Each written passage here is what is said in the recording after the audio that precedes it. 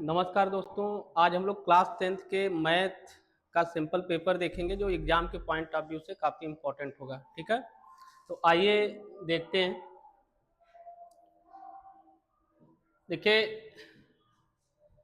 ये आपका मैथ का सिंपल पेपर है। ठीक,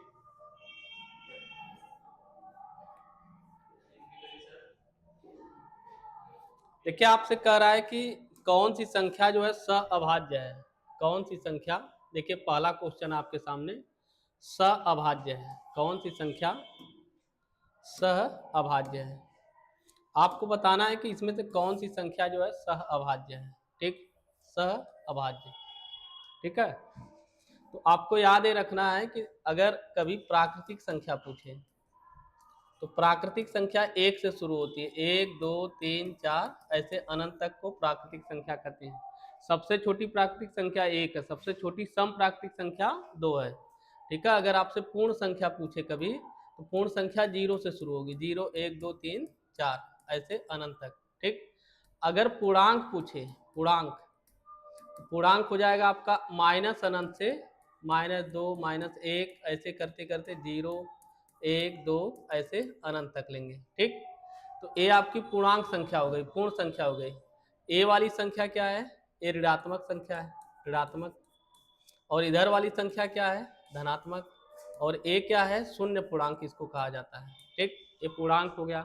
आपसे पूछे कि सबसे बड़ा ऋण पूर्णांक बताइए तो माइनस एक, सबसे छोटा बताइए अनंत, सबसे बड़ा धनात्मक संख्या बताइए धन पूर्णांक, तो आप कहेंगे अनंत है। ठीक है, इनसे क्वेश्चन बनते रहते हैं। ठीक, इसके बाद क्या है?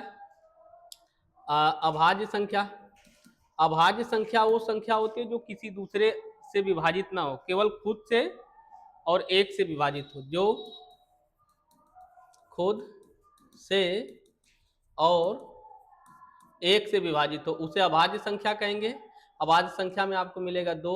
एक ना तो भाज्य है ना ही अभाज्य है। दो, तीन, पाँच, सात, ठीक है, फिर हो जाएगा आपका 11, फिर 13, 17, 19, ये सारे क्या हैं?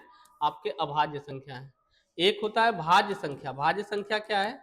जो संख्या किसी अन्य से क्या हो? विभाजित हो जाए, जो किसी दूसरे से विभाजित हो जाए उसे हम क्या बोलेंगे? भाज्य संख्या। ठीक, इसको छोड़कर जो भी है वो सारे, एक सम और एक विषम होता है। विषम संख्या एक, तीन, पाँच को कहते हैं। विषम संख्या अगर कहेंगे तो कहेंगे एक, तीन, पाँच, है ना, अनंत तक। और सम संख्या अगर कहे तो आप कहेंगे दो, चार, छः, आठ, इनको हम क्या कहते हैं? विषम संख्या कहते हैं। ठीक है, अब देखिए आपसे पूछा सहअभाज्य। सहअभाज्य का मतलब ऐसी दो संख्या जो एक दूसरे से कभी कटे ना, वो दोनों अभाज्य नहीं होंगी। ऐसी संख्या जिनमें एक भी गुणनखंड कामन ना हो।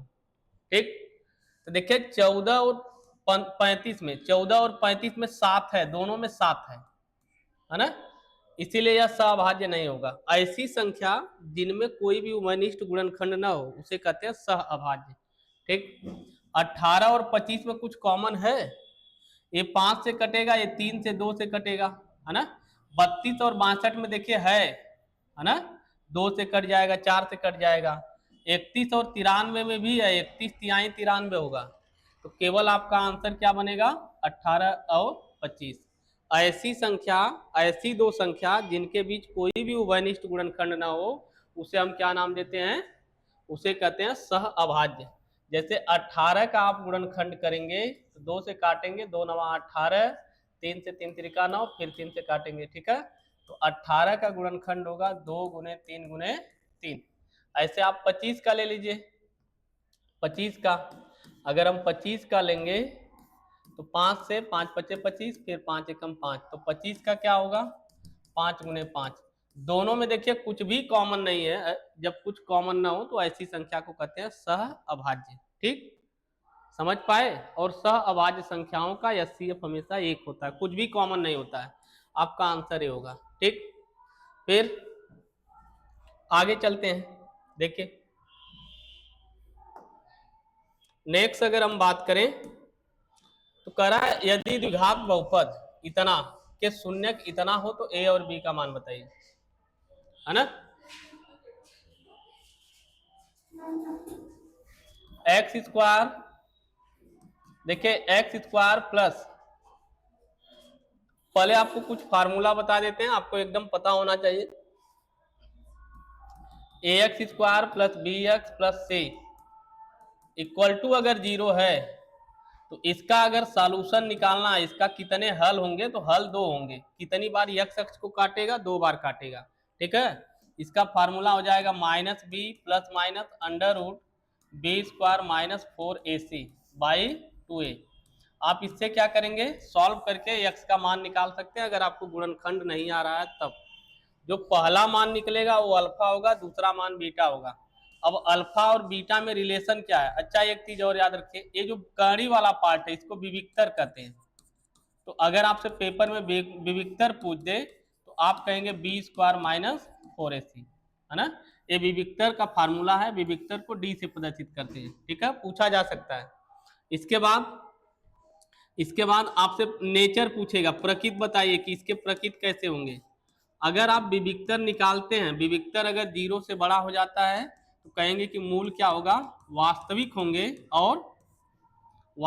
होंगे और असमान होंगे, है ना। अगर d का मान 0 के बराबर हो गया तो मूल तब भी वास्तविक होंगे लेकिन समान होंगे, ठीक है। और अगर d का मान छोटा हो गया 0 से तो मूल क्या होंगे, काल्पनिक होंगे, ठीक है। और लास्ट है आपका, अगर अल्फा प्लस बीटा, ये भी फार्मूला याद रखना, alpha plus beta equal to होता है minus B by A, alpha into beta बराबर होता है सी बाई ए। इसको हम संबंध कहते हैं, शून्यक और गुणांकों का संबंध कहते हैं। जब कभी द्विघात समीकरण की बात करें तो इतनी चीजें आपके माइंड पे तुरंत आ जानी चाहिए, तुरंत, है ना। अब देखिए, इसको रफ कर देते हैं।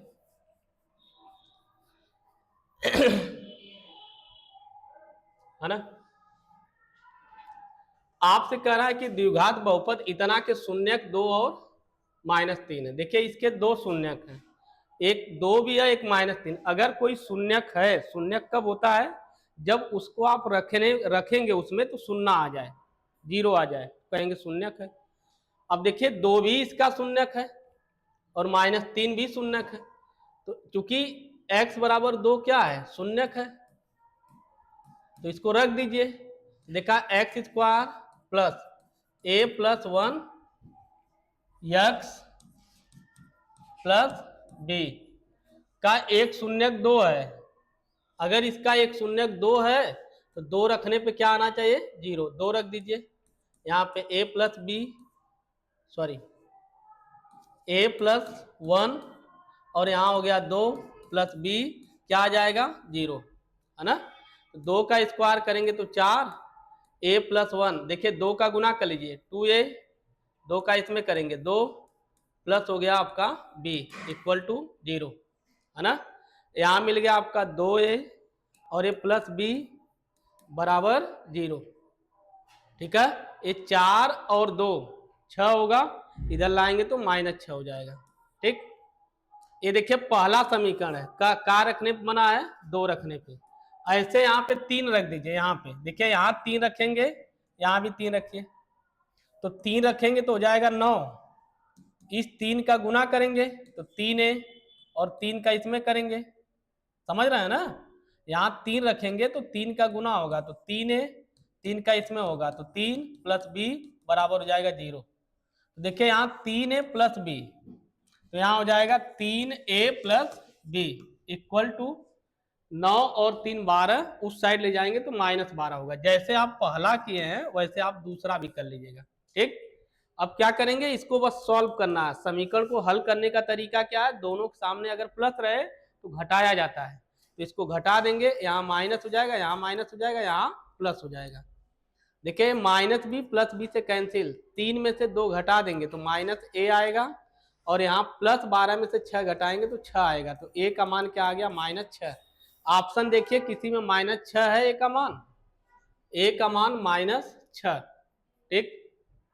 a का मान -6 नहीं है कहीं पे, ठीक है। तो देखिए एक बार फिर देखते हैं कहीं गलती नहीं हुआ है, देखिए ध्यान से। देखिए अगर यहाँ 2 रखेंगे तो 4 होगा, यहाँ हो गया a प्लस 1 2 प्लस b, है ना। तो यहाँ 2 2a और यहाँ हो जाएगा 2 2 और 1 4 b माइनस 6, ये तो सही है। अब 3 रख के देखिए, 3 अगर यहाँ रखते हैं तो 3 का रखेंगे 9, यहाँ पे हो जाएगा 3a plus 3 plus b equal to 0, sorry -3 है, यही गलती हुआ है देखिए, है ना, -3 है। अगर -3 यहाँ आप रखेंगे तो a प्लस ना होगा, लेकिन a दोनों माइनस में होंगे, -3 और यहाँ पे -3 होगा, ठीक। यहाँ -3 रखे है ना, तो इस तरह से 9 में से आप 3 घटाएंगे तो क्या मिलेगा आपको 6, इधर आएगा तो -6 हो जाएगा। तो इस तरह से, सॉरी यार यहाँ पे देखिए, है ना, रख दें, देखिए X square a plus 1 X plus B equal to 0 हो जाएगा। अब यहाँ जब -3 आप रखेंगे, यहाँ पे हो गया a प्लस 1, यहाँ -3 रखेंगे प्लस b इक्वल टू 0। ध्यान से देखिए, -3 का गुना करेंगे, -3 का गुना करेंगे तो सब माइनस हो जाएगा, ये तो 9 हो गया, स्क्वायर है चूंकि, यहाँ हो जाएगा -3a, यहाँ हो जाएगा -3 प्लस b इक्वल टू 0। देखिए 9 में से 3 घटाएंगे 6 होगा, इधर लाएंगे तो -6 हो गया। अब बचा -3a बस, और यहाँ पे प्लस b है, एक क्वेश्चन सेकेंड हो गया, है ना। अब b वाला सेम है तो घटा दीजिए आप, है ना, घटा देते हैं। तो जैसे आप घटाएंगे तो a है आपका 2a plus B equal to -6, और ये आया आपका -3a प्लस बी बराबर, यहाँ आया -6, ठीक। साइन चेंज कर लेंगे तो a प्लस हो जाएगा, ये माइनस हो जाएगा, ये प्लस हो जाएगा, ये इससे कैंसिल, ये इससे कैंसिल, 3 और 2 क्या हो गया 5a बराबर 0, a बराबर 0/5, क्या आ गया 0। देखिए एक करने के बाद ऑप्शन तुरंत आप चेक करेंगे, a का मान 0 कहाँ है, तो a का मान 0 d में है, बस आपका ऑप्शन ए हो जाएगा। बाय द वे a का मान यहाँ 0 रखेंगे तो b का मान आ जाएगा, ठीक, ये है। नेक्स्ट देखिए, है ना। तो इस तरह से आपको याद होना चाहिए, इधर ये देखिए फार्मूला है और ये आपको पता होना चाहिए, ये क्लास 9th का है लेकिन बोर्ड के एग्जाम में आता है, आपको याद रखना है। अब देखिए इसके बाद n स्क्वायर -1 8 से विभाज्य हो तो n का मान बताइए, है ना। इसका स्क्वायर करने पे 8 के पहाड़े में आ रहा है, स्क्वायर करके एक घटाने पे 8 के पहाड़े में आ रहा है, तो n इसमें से कौन सी संख्या होगी, ठीक। जानते हैं अपने मन से हम कोई ऐसा नंबर रखते जाएंगे, इसको ऑप्शन करना है, कोई भी एक संख्या रखते जाइए जब 8 से 1 कट रहा हो, 8 से विभाज्य हो, तो 1 2 3 4 5 6 रख दीजिए, रख के चेक करते रहिए, चेक करते रहिए, है ना। देखिए n स्क्वायर -1 है, 8 से कटना चाहिए इसको, अगर हम 1 रखें तो 0 हो जाएगा, कट जाएगा, 2 रखें तो 3 नहीं कटेगा, 3 रखें तो 9 होगा, 9 में से 1 कट जाएगा। देखिए 0 रखने पे कटा, सॉरी, अगर हम 1 रखें तो यहाँ 1 रखेंगे तो 1 का स्क्वायर 1 -1/8, 0/8 कट जाएगा। अब 2 रखिए, 2 रखने पर जैसे आप 2 रखेंगे 8 से कटेगा, 2 रख के देखते हैं, 2 का स्क्वायर 4, 4 में से 1 घटाएंगे 3, नहीं कट रहा है, ठीक है। फिर 3 रखिए, 3 का स्क्वायर 9, 9 में से 1 घटाएंगे 8/8 कट जा रहा है, ठीक है। फिर 4 रखिए, 4 का स्क्वायर 16 में से 1 घटाएंगे, नहीं कटेगा।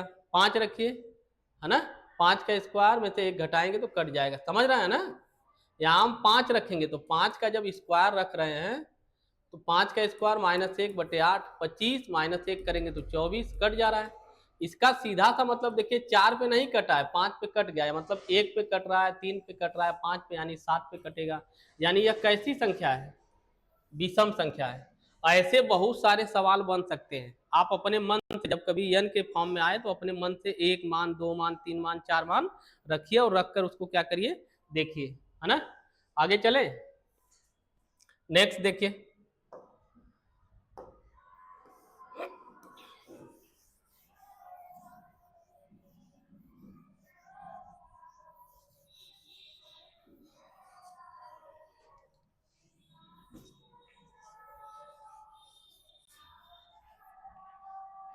आगे देखिए क्वेश्चन नंबर 4, ठीक है। देखिए जब कभी इस टाइप का रहे तो ये भी आपको याद होना चाहिए। बताइए इसमें कौन सा होगा? ये भी एग्जाम के पॉइंट ऑफ व्यू से बहुत इंपॉर्टेंट है, 100% आपके पेपर में आएगा, 100%। इससे रिलेटेड क्वेश्चन आपको मिलना तय है। a1x b1y plus c1 equal to 0, a2x b2y plus c2 equal to 0। देखिए क्वेश्चन फर्स्ट हो गया, सेकेंड हो गया, ठीक है। अब इसे क्या करना है आपको, इसमें 3 कंडीशन होते हैं। अगर a1 बाई a2 इक्वल नहीं होगा b1 बाई b2 के, तब आप कहेंगे इसके यूनिक सॉल्यूशन होंगे। क्या होंगे? यूनिक सॉल्यूशन, मतलब इसके अद्वितीय हल होंगे, अद्वितीय हल होंगे। और अद्वितीय का मतलब केवल और केवल एक हल होगा, ठीक, अद्वितीय हल होगा। और ये रेखाएं अगर पूछे रेखा कैसी होगी तो कहेंगे प्रतिच्छेदी रेखा होगी। रेखा पूछे तो प्रतिच्छेदी। कैसा हल है तो अद्वितीय हल है। अद्वितीय का मतलब दुनिया में जो एक हो, जो दुनिया में केवल एक हो उसे अद्वितीय कहेंगे। दूसरा कंडीशन का, अगर a1 बाई a2 इक्वल निकल गया b1 बाई b2 के, नॉट इक्वल टू निकला तो a, अगर इक्वल निकल गया तब तीसरा निकालेंगे। अगर तीसरा भी इक्वल आ गया तब कहेंगे इसके अनंत हल होंगे। क्या होंगे? अनंत हल होंगे। और ऐसी रेखा, अगर 2 रेखाएं हैं तो क्या कैसी रेखा होंगी तो कहेंगे समपाती। समपाती का मतलब एक रेखा जा रही होगी, दूसरा उसी के ऊपर से जा रही होगी, तो उसको समपाती कहते हैं।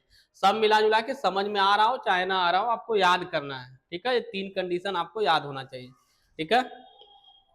अगर a1 by a2 not equal to b1 by b2 हो गया तो अद्वितीय हल होगा या तो प्रतिच्छेदी रेखा होगी। अगर तीनों बराबर हो गए तो अनंत हल होगा या अनेक हल होगा और समपाती होगा। तीसरा कंडीशन है a1 बाई a2 इक्वल हो जाए b1 बाई b2 के। आप तीसरा निकालिए c1 बाई c2, ये नॉट इक्वल टू आ गया, तब आप कहेंगे हल नहीं होगा, हल नहीं होगा। ऐसी रेखाएं जो होती है ना वो समांतर रेखा होती है, समांतर रेखा को प्रदर्शित करती है। अगर देखिए एक भी हल निकल रहा, अगर एक भी हल आ रहा है तो उस केस में क्या कहेंगे आप? उस केस में कहेंगे यह संगत मान है। तो कभी कभी पेपर में पूछता है कि बताइए संगत है कि नहीं है। इसमें से कोई भी सही होगा तो संगत, अगर सही इसमें से अगर एक भी हल नहीं है तो कहेंगे असंगत है। बस आपसे ये पूछ रहा है कि किसका कोई हल नहीं होगा, कब कब कोई हल नहीं होगा। देखा, अगर शुरुआत के दोनों इक्वल नहीं है तो एक हल, तीनों इक्वल है अनेक हल, 2 ठो इक्वल है 1 ठो नहीं है, काम बिगड़ गया, यानी कोई हल नहीं है। तो कोई हल कब नहीं होगा? जब 2 ठो इक्वल हो जाएगा और 1 ठो नहीं होगा। ये वाला आंसर सही हो जाएगा, ठीक है। आगे चलते हैं, ठीक। एक शून्येतर परिमेय संख्या एक अपरिमेय संख्या का गुणनफल होता है। देखा यार, ऐसे बहुत सारे क्वेश्चन बन सकते हैं। आप ना शून्य के बाद वाली कोई संख्या ले लीजिएगा, कुछ भी। कह रहा है कि एक शून्येतर मतलब शून्य के बाद और एक तो अपरिमेय संख्या गुणा करिएगा, क्या मिलेगा? देखा, जब कभी अपरिमेय का परिमेय में गुणा करेंगे तो हमेशा अपरिमेय संख्या ही मिलेगी, ठीक। परिमेय संख्या हमेशा अपरिमेय होगी। कौन कौन सी? अपरिमेय से आप में क्वेश्चन आ सकता है, अपरिमेय संख्या हमेशा होगी। कौन कौन सी? आप कहेंगे अपरिमेय संख्या जिनको पी बाई क्यू के रूप में नहीं लिख सकते हैं। पाई हमेशा अपरिमेय होता है। अगर कर्ण लगा है तो अपरिमेय। अनावर्ती दशमलव है, अनावर्ती दशमलव है, जैसे 0.10, 100, 100, मतलब कोई फिक्स पैटर्न नहीं है, तो इसको हम क्या नाम देते हैं? अनावर्ती। कर्ण और पाई ये हमेशा अपरिमेय संख्या होती है। अगर एक अपरिमेय संख्या को अपरिमेय संख्या में जोड़ेंगे, चाहे परिमेय में जोड़िए, है ना। देखा, ऐसे देखिए, एक अपरिमेय संख्या को अगर अपरिमेय में जोड़ेंगे, ठीक है, तो वह अपरिमेय ही होगा। लेकिन अपरिमेय संख्या को चाहे जोड़े, चाहे घटाएं, चाहे गुणा करे, चाहे भाग करे, किसमें? परिमेय संख्या में आपको हमेशा अपरिमेय संख्या ही मिलेगी, ठीक। देखा, यहाँ क्या बोल रहा है कि शून्येतर, शून्येतर मतलब शून्य के बाद वाली परिमेय संख्या का अगर अपरिमेय में गुणा करेंगे तो हमेशा आपको क्या मिलेगा? अपरिमेय संख्या मिलेगा, ठीक। समझ पाए? ये याद रखना, अपरिमेय का परिमेय के साथ कुछ भी करेंगे अपरिमेय ही मिलेगा आपको, चाहे गुणा करा चाहे भाग करा। तो यहाँ का कहता गुणा, जैसे गुणा करे कहला तुरंत कह देला अपरिमेय। द्विघात समीकरण इतना के बारे में बताइए, है ना। ऑलरेडी देखिए इसको अभी बताए हैं आपको, है ना। अगर बी स्क्वायर माइनस 4ac अगर बड़ा होगा तो क्या होगा, जो मूल होंगे वास्तविक होंगे और क्या होने चाहिए, असमान होने चाहिए, है ना। मूल वास्तविक होते हैं, बताए हैं ना अभी, अरे इस पे 4 कंडीशन बताए हैं ना, वही है विविक्तर है, ये विविक्तर है, ठीक। तो देखिए अगर बी स्क्वायर माइनस 4ac का मान यानी डी का मान अगर 0 से बड़ा होता है तो मूल क्या होते हैं, वास्तविक होते हैं। यहां भी बोला है वास्तविक। दो भिन्न होते हैं, सही बात है, दोनों अलग होंगे। समीकरण के दो बराबर मूल होंगे कब, जब बराबर होगा, ये भी सही है। समीकरण का कोई वास्तविक मूल नहीं होगा जब ये छोटा, ये भी सही है। समीकरण के दो से अधिक वास्तविक मूल होते हैं, इसका कभी दो से अधिक हो सकता है, कभी नहीं, है ना। क्योंकि उसका पावर 2 है तो केवल 3 तो सही है आपका, 1 2 3, 1 2 3 जिस ऑप्शन में होगा वो आपका सही हो जाएगा, ठीक है। और 1 2 3 आपका किसमें है, ऑप्शन नंबर डी में। समांतर श्रेणी का इतना ही ग्राह्य पद बताना है। अब बताइए समांतर श्रेणी का एक ग्राह्य पद आपको बताना है। देखिए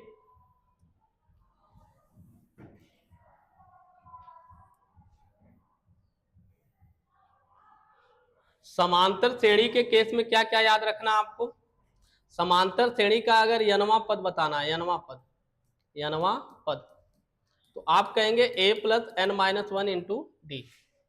समांतर श्रेणी के अगर यन पदों का योग लेना है, योग, जवन जो ये लिखे है ना बस यहीं पे 2 लगा दीजिए, 2a N minus one into D.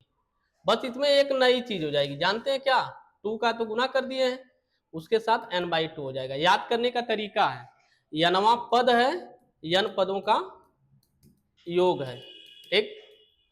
और अंत से एनवा पद कहे तो एल माइनस हो जाएगा, A minus sorry N minus one into D हो जाएगा। ये आपको फार्मूला याद होना चाहिए, ठीक है। ये यनवा पद का है, यन पदों के योगफल का है, अंत से यनवा पद का है, ठीक। और एक चीज याद रखना है कि ए अगर प्रथम पद ए हो, कॉमन डिफरेंस डी हो, उस केस में ए प्लस डी, ए प्लस 2d, ऐसे आप ए प्लस 3d, ये सारे क्या हो जाएंगे आपके एपी में हो जाएंगे, ठीक। अब यहां पे क्या पूछा है, आपसे पूछ रहा है, ठीक है, इतना का एक ग्राह्य पद बताना है, एक ग्राह्य पद बताना है। आपको पता है ए एन बराबर होता है A plus N minus one into D. ये देखिए फार्मूला है ना, फार्मूला देख लीजिएगा वहां से, ये फार्मूला है। तो आपका पहला पद क्या हो गया, -5, पक्का इस पर क्वेश्चन मिलेगा, ठीक है। तो ए का मान क्या हो गया आपका -5। फिर आप बताइए डी निकालिए, डी कैसे निकलेगा, इसमें से इसको आप घटा देंगे तो हो जाएगा -5/2 -5, तो हो जाएगा -5/2, माइनस माइनस प्लस 5/1 लिख सकते हैं। तो इस तरह से आपको मिल जाएगा 2, 2 पचे 10, है ना, 10 में से 5 घटाएंगे 5/2। देखिए डी का मान है, ए का मान है और ये ग्राह्य पद है, तो ग्राह्य पद, ठीक है। अब आपको निकालना है ग्राह्य पद। देखिए तो ए एन बराबर क्या होता है, ए एन बराबर, ए का मान कितना मिला है -5 प्लस एन, एन के जगह क्या रखेंगे 11 -1 इंटू डी, डी का मान क्या आया है 5/2। तो ए हो गया -5 प्लस यहाँ हो जाएगा 10, 2 से काटेंगे आएगा 5 गुने 5, 25 में से 5 घटा लीजिए क्या आएगा 20, ठीक है। ऑप्शन नंबर आपका 20 सही है, ठीक है। समझ में आ रहा है ना, इसको कर लीजिएगा। अगर एन ग्राह्य पद का योग पूछा होता तब योग, तब बस हम ये फार्मूला लगा देते। अगर एस एन पूछा होता तो ए लगा देते, n/2 2a n minus one into D, ठीक है। बस n के जगह 11/2, यहाँ हो जाता है 2, a का मान रख देते -5 प्लस यहाँ 11 -1 इंटू डी का मान रख देते, वहां से 5/2। इसको करते जो आता है n पदों का योग हो जाता। पेपर में चाहे इसमें से एक ना एक आएगा, ठीक है। ए देखिए आगे, बिंदु इतना के शीर्ष आपको बताना है कि किस प्रकार का त्रिभुज है। देखिए हम लोग बात कर चुके हैं कि त्रिभुज के बारे में अगर इससे रिलेटेड कोई भी टॉपिक पूछ रहा है,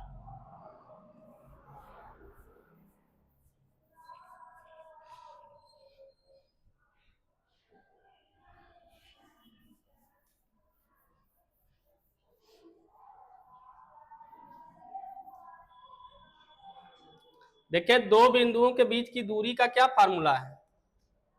दो बिंदु अगर हैं उनके बीच की दूरी, अगर ये बिंदु x1 y1 है और एक बिंदु x2 y2 है, ठीक, इनके बीच की दूरी अगर आपसे पूछे, ठीक, आप क्या करेंगे? दूरी अगर पूछे तो क्या करेंगे? रूट लगा के पहले में से पहला घटाएंगे, दूसरे में से दूसरा। x2 में से x1 माइनस करेंगे और y2 में से y1 माइनस करेंगे। ये आपके दूरी का फार्मूला है। अब देखिए इसका यूज कहाँ कहाँ है।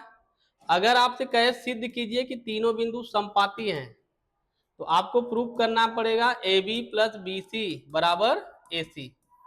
अगर ये सिद्ध कर दिए इसका मतलब समपाती है। आपसे कहे समदूरस्थ है, समदूरस्थ, कोई बिंदु दे दे, आपसे कहे बताइए समदूरस्थ है, जैसे मान लीजिए ये बिंदु P है, ये बिंदु A और B दे दिया, आपसे कहे कि ये समदूरस्थ है, उस केस में आपको याद रखना है कि AP का मान BP के बराबर होगा। ठीक है, केवल डिस्टेंस निकालिएगा, कुछ भी पूछे अगर आपको आ रहा है पेपर में तब भी, नहीं आ रहा है तब भी, है ना, हम सीधे सीधे क्या करेंगे? डिस्टेंस निकालेंगे, है ना। डिस्टेंस का फार्मूला क्या है? रूट लगा के पहले में से पहला घटाइए, दूसरे में से दूसरा, बस इतना। आपको आयत ना आए, पेपर में क्वेश्चन टच जरूर करना है ना। इसमें तो नंबर नहीं मिलेगा, बड़े क्वेश्चन में आपको नंबर मिल जाएंगे। ठीक है, देखिए चाहे समपाती पूछे चाहे समदूरस्थ पूछे, आपको डिस्टेंस निकालना ही पड़ेगा। इसके बाद अगर त्रिभुज का प्रकार पूछे तब भी, त्रिभुज का प्रकार में क्या है? देखिए समबाहु त्रिभुज कब होगा? वो समबाहु त्रिभुज जब सभी भुजा क्या होगी? समान होगी। विषम बाहु का, सॉरी, समद्विबाहु त्रिभुज कब होगा? जब दो भुजा समान होगी। और विषम बाहु जब सभी क्या हो? असमान हो, है ना। और तीसरा कहेगा समकोण, समकोण कब होगा? जब बड़ी भुजा का वर्ग अन्य दो भुजाओं के वर्गों के योग के बराबर हो जाए, यानी सीधा सीधा कर्ण का स्क्वायर आधार और लंब के स्क्वायर के बराबर है। चाहे त्रिभुज पूछे, चाहे समदूरस्थ, चाहे समपाती, चाहे आपसे पूछे चतुर्भुज। चतुर्भुज में अगर समांतर चतुर्भुज पूछ रहा है तो इसमें याद रखिएगा विपरीत भुजा बराबर होनी चाहिए। और अगर वर्ग पूछ रहा है तो सभी भुजा, सॉरी, अगर सम चतुर्भुज पूछ रहा है, सम चतुर्भुज, तो सभी भुजा बराबर होनी चाहिए। और अगर आयत पूछे, आयत, तो आयत में विपरीत भुजा प्लस विकर्ण भी बराबर होने चाहिए, विकर्ण आपस में और विपरीत भुजा आपस में। और अगर वर्ग पूछे तो आप कहेंगे सभी भुजा प्लस विकर्ण आपस में बराबर होने चाहिए। देखिए इसमें कोई दो राय नहीं है ना। 100% यहाँ से क्वेश्चन आपको मिलेगा, 100%। और आपको एग्जाम में क्या दिमाग लगाना है? दिमाग बस इतना लगाना है, कुछ भी पूछे बड़े सवालों में आप बस डिस्टेंस निकालिएगा। समपाती में 3 बार, समदूरस्थ में 2 बार, समबाहु त्रिभुज के बारे में पूछे तो 3 बार डिस्टेंस निकालिएगा। चतुर्भुज में पूछे तो कम से कम 4 बार, 6 बार भी हो सकता आयत वर्ग के केस में, चाहे आपको आ रहा हो चाहे ना आ रहा हो, वैसे समझने की कोशिश करिए। अब देखिए इसी से रिलेटेड एक सवाल है यहाँ पे, है ना। आपसे कह रहा बताइए ये क्या है, निम्नलिखित शीर्ष क्या है। देखिए आप इस नियम से भी कर सकते हैं। अब इसको थोड़ा जल्दी करना है तो हम मतलब कोऑर्डिनेट का यूज कर लेते हैं। -4 लेना है, -4, एक्स का मान -4 इधर होता है, एक्स का 4 -4 इधर होगा। फिर 4 जीरो दूसरा लेना है, 4 जीरो, 4 जीरो कहाँ होगा? एक्स पे 4, है ना, इस पर 4 जीरो और यहाँ -4 जीरो और एक हो गया 0,3, 0,3 यहाँ पे हो गया। ठीक है, अब आपको बताना है कि ये कौन सा त्रिभुज है। ठीक है, ध्यान से देखिए, देखिए अब निकालना ही पड़ेगा आपको, और कोई रास्ता नहीं, यहाँ से क्लियर नहीं हो पा रहा है, तब आप निकाल लीजिए। बताइए, इसका नाम रख देते हैं A B C, तो AB निकाल लीजिए। ए बी निकालेंगे तो क्या करेंगे, ए बी अगर निकालना तो -4 में से 0 घटा दीजिए, -4 में से 0 घटाएंगे, -4 आएगा, 0 में से 3 घटा दीजिए, -3 आएगा, स्क्वायर करिए, 4 का स्क्वायर 16, 3 का स्क्वायर 9, 16 9 जोड़ेंगे 25, 25 का वर्गमूल क्या होगा 5। ऐसे BC निकालिए, ये BC है। अगर हम BC निकालेंगे तो पहले में से पहला देखिए BC, ये BC है, तो पहले में से पहला घटाइए, 4 में से -4 घटा रहे हैं आप तो प्लस हो जाएगा स्क्वायर, फिर दूसरे में से दूसरा घटाएंगे, 0 - 0, 4 4 8 हो जाएगा, 8 का स्क्वायर करेंगे 64 है, 0 खत्म, 4 4 8, 8 का स्क्वायर 64, 64 का वर्गमूल क्या होगा 8, तो BC का मान आ गया 8। अब इसके बाद AC निकाल लीजिए। अब बताइए AC कैसे निकलेगा, AC अगर निकालना होगा तो इसमें से इसको घटा लेंगे, तो 4 में से 0 घटा लेंगे, रूट लगा के 4 में से 0 घटाएंगे, फिर 0 में से 3 घटा लेंगे। देखिए यहाँ भी 4 का स्क्वायर 16, यहाँ 0 हट जाएगा, 3 का स्क्वायर 9, कितना आ गया 25, 25 का वर्गमूल क्या होगा 5। देखिए कै भुजा बराबर हो गई, AC का मान 2, BC का मान 8 और AB का मान 5। बताइए क्या है, सम द्विबाहु, यही वाला है, समझ पाए। तो ऐसे आपको सॉल्व करना पड़ेगा, बड़े क्वेश्चन आपको मिलेंगे इसके। दो समान कोणिक त्रिभुजों में उनकी संगत भुजाओं का अनुपात सदैव समान रहता है, यह कथन किसका है। अगर देखे, अच्छा ये बताइए इसमें से कौन सा नियम आप में है, बस थेल्स का है, और किसी का नाम सुने हैं, पाइथागोरस का तो नहीं है, पाइथागोरस सिलेबस से बाहर है। कह रहा है कि दो समान कोणिक त्रिभुजों में, है ना, दो ऐसे त्रिभुज लीजिए जिसमें कोण समान हो, तो उसमें संगत भुजाओं का अनुपात बराबर होता है, भुजा का अनुपात बराबर है, ये कौन बोला है, थेल्स, थेल्स प्रमेय है। बस आगे समझ में आया ना। ठीक, दिए गए चित्र में ओ वृत्त, देखिए आपको हमने बताया कि ये 100% आपके पेपर में मिलेगा, आपको बताना OAB, OAB देखिए OAB बताना है। ठीक, तो सबसे पहले ए निकालिए आप, देखिए चित्र बड़ा कर देते हैं, ज्यादा बड़ा हो गया है ना। देखिए OAB आपको निकालना है। ठीक, APB आपको 50 दिया, ए वाला 50 दिया है, ये निकल जाएगा कि नहीं, इसको क्या मानेंगे x, आपको बताएं 50 + x कितना होगा 180, है ना, और x का मान हो जाएगा 180 - 30, सॉरी 50 आ जाएगा आपका 130, x का मान आ गया 130। क्या आपको यही निकालना था, नहीं, आपको निकालना है a, है ना। देखिए आपको निकालना OAB, OAB यानी ए वाला कोण निकालना है। देखिए इस तरह से अगर आप देखेंगे तो इसमें मिल गया 130, और ये दोनों ना त्रिज्या है, और त्रिज्याएं हमेशा समान कोण बनाती हैं, बराबर भुजाएं बराबर कोण बनाती है, तो जितना बड़ा ए होगा उतना बड़ा ए भी होगा। ठीक, यानी तीनों को जोड़ने पे कितना होगा, थीटा को और 130 को जोड़ेंगे तीनों को, कितना आएगा 180। ठीक, इस तरह से ए हो गया 2 theta equal to high plus 130 है, तो 180 माइनस इधर जाएगा तो हो जाएगा 130, आ गया 50, यहाँ हो गया 2 थीटा, 2 से 1 कैंसिल करिए, थीटा का मान क्या आ गया 25। ठीक, तो आपका ऑप्शन नंबर क्या हो गया, ए हो गया। ठीक है, एक काफी इंपॉर्टेंट है एग्जाम के पॉइंट ऑफ व्यू से। इसका देखिए यहाँ 30 रहना चाहिए, है ना, तो ये देखिए फार्मूला है, tan 2a का फार्मूला है, सीधे सीधे, या तो आप ट्रिग्नोमेट्रिक टेबल से क्या करिए tan 30 का मान रख दीजिए, tan 30 का मान रख के सॉल्व कर दीजिए, या तो इतना बराबर फार्मूला होता है tan 2a, तो यहाँ हो जाएगा tan 2a की जगह 30, tan 60। अब बताइए tan 60 का मान याद है ना, बस यही आंसर ही देना है, tan 60 यहाँ पे हो गया, वैसे भी देखिए सारे आंसर कट जा रहे हैं। जब कभी ये tan है ना, पूरा पूरा tan है, तो आंसर साइन वाइन का कोई मतलब ही नहीं है, क्या हो जाएगा, tan हो जाएगा। कभी कभी माइंड लगाएंगे ना तभी सॉल्व हो जाएगा। आगे, त्रिज्या r तथा कोण वाले त्रिज्यखंड का क्षेत्रफल बताइए। त्रिज्यखंड का क्षेत्रफल का क्या फार्मूला है? त्रिज्यखंड का क्षेत्रफल का क्या फार्मूला है?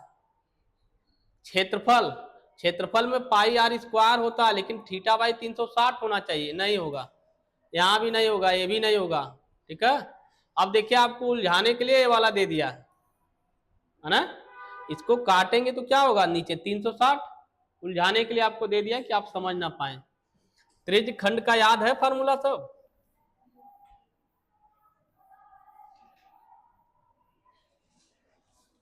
देखिए अगर कभी भी ऐसे बने वृत्त तो इसी को कहते हैं त्रिज्यखंड। ये कोण है, इसका अगर क्षेत्रफल लेना है तो होता है theta by 180 pi R square, sorry 360, ये क्षेत्रफल का फार्मूला है। और इसका अगर आर्क लेना है, ये वाला आर्क की लंबाई, चाप की लंबाई, तो हो जाता है theta by, sorry theta by 360, यहाँ हो जाएगा 2 पाई आर। इसमें से देखिए कोई नहीं दिया है आपको, ये दिया ही नहीं है किसी में। क्या किया है, यहाँ पे 2 का गुना कर दिया है, 2 का यहाँ गुना कर दिया और 2 का यहाँ भाग दे दिया है, तो यहाँ 360 की जगह क्या हो जाएगा, 720। ऑप्शन नंबर आपका सी सही हो जाएगा। ठीक, आगे चले। गिल्ली डंडे के खेल में गिल्ली का आकार निम्नलिखित का संयोजन है ना। गिल्ली डंडा अगर खेलते हैं तो गिल्ली डंडे में, गिल्ली में क्या क्या संयोजन का मतलब कौन कौन सी दो आकृति मिलकर गिल्ली डंडा बना रही है। गिल्ली डंडा देखे है ना, अरे ऐसा ही तो होता है, पीछे एकदम गोल होगा है ना, और इधर आगे क्या होगा, कोन की तरह होता है, कोन, कोन की तरह होता है ना, तो आप कहेंगे शंकु की तरह। कहां गया, दो शंकु एक बेलन, आपका ये हो जाएगा। अगर अब देखिए अलग अलग जगह अलग अलग गिल्ली डंडा है, नॉर्मली क्या होता है गिल्ली डंडा ऐसे होगा है ना, दो शंकु होगा और एक बेलन होगा, समझ पाए, एक गुल्ली डंडा है। आपसे देखिए कितना सिंपल पूछ लिया। आगे चले, नेक्स्ट, नीचे कुछ कोण जो है त्रिकोणमितीय अनुपात के मान दिए गए हैं, आपको मान पूछ रहा है किसका मान है, तो याद है ना, ये नहीं याद है तो भैया इसे बना लीजिएगा। ठीक, बनाना आपको बताए ही है, एक बार फिर बता दे रहे हैं। सबसे पहले आप क्या करेंगे, जीरो है ना, सबसे पहले 0, 30, 45, 60 और 90 लिख लेंगे।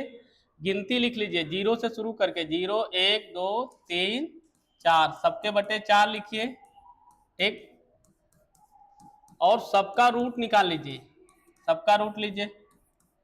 ठीक है, अब जो पहला वैल्यू आएगा साइन का, 0/4 यानी 0, 1 का रूट 1 होता है और 4 का कड़ी क्या होगा 2, एक कट जाएगा 1/2, तो 1 का वर्गमूल 1, 2 का नहीं निकल पाएगा, 3 का नहीं निकलेगा, कड़ी में 3, 4 का 2 होता है, 4 से 4 कट जाएगा 1 होगा। अब इसको आप अगर उल्टा कर देंगे तो कॉस हो जाएगा, यहाँ 1 कड़ी में 3/2, 1 कड़ी में 2, 1/2, यहाँ हो गया 0। देखिए साइन में जब कॉस का भाग देते हैं तब क्या आता है tan, यहाँ tan हो जाएगा 0/1 मतलब 0, ये इससे कट जाएगा 1/कड़ी में 3, यहाँ ये इससे कट जाएगा 1, 2 से 2 कट जाएगा कड़ी में 3, 1/0 का मतलब अनंत। tan का उल्टा कॉट होता है, ऐसे सब निकाल लेंगे आप, कॉट, तो 0/1 है तो 1/0 यानी अनंत होता है, इसका मतलब 1/कड़ी में 3 है तो कड़ी में 3/1, एक का एक ही होता है, एक कड़ी में 3/1 है तो 1/कड़ी में 3 हो जाएगा, अनंत का होता है 0। ऐसे कॉस का उल्टा सेक होता है ना, और कोसेक का उल्टा क्या होता है साइन, साइन का उल्टा कोसेक होता है। ये आप बना लेंगे, यहां से 100% आपको क्वेश्चन मिलना तय है, एकदम इसको चाहे जैसे आप बना लीजिएगा है ना।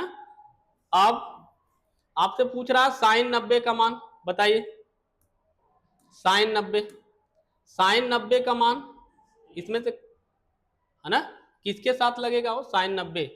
देखिए साइन 90, साइन यहाँ पे है, 90 का मान क्या है 1 है, तो साइन 90 का मान क्या होगा 3, ए के साथ 3, देखिए ए के साथ यहाँ 2 है कट गया, ए के साथ 1 है कट गया, ए के साथ 4 है कट गया। एक मान कोई पता होगा आपको, बस एक हो तो सब बता लेंगे इस टाइप में, समझ पाए। आगे चलें। किस समय एक खंबे की छाया खंबे की लंबाई का कणी में 3 गुना होगा। अब देखिए, अब हाइट और डिस्टेंस का क्वेश्चन है। आपको याद रखना है कि ए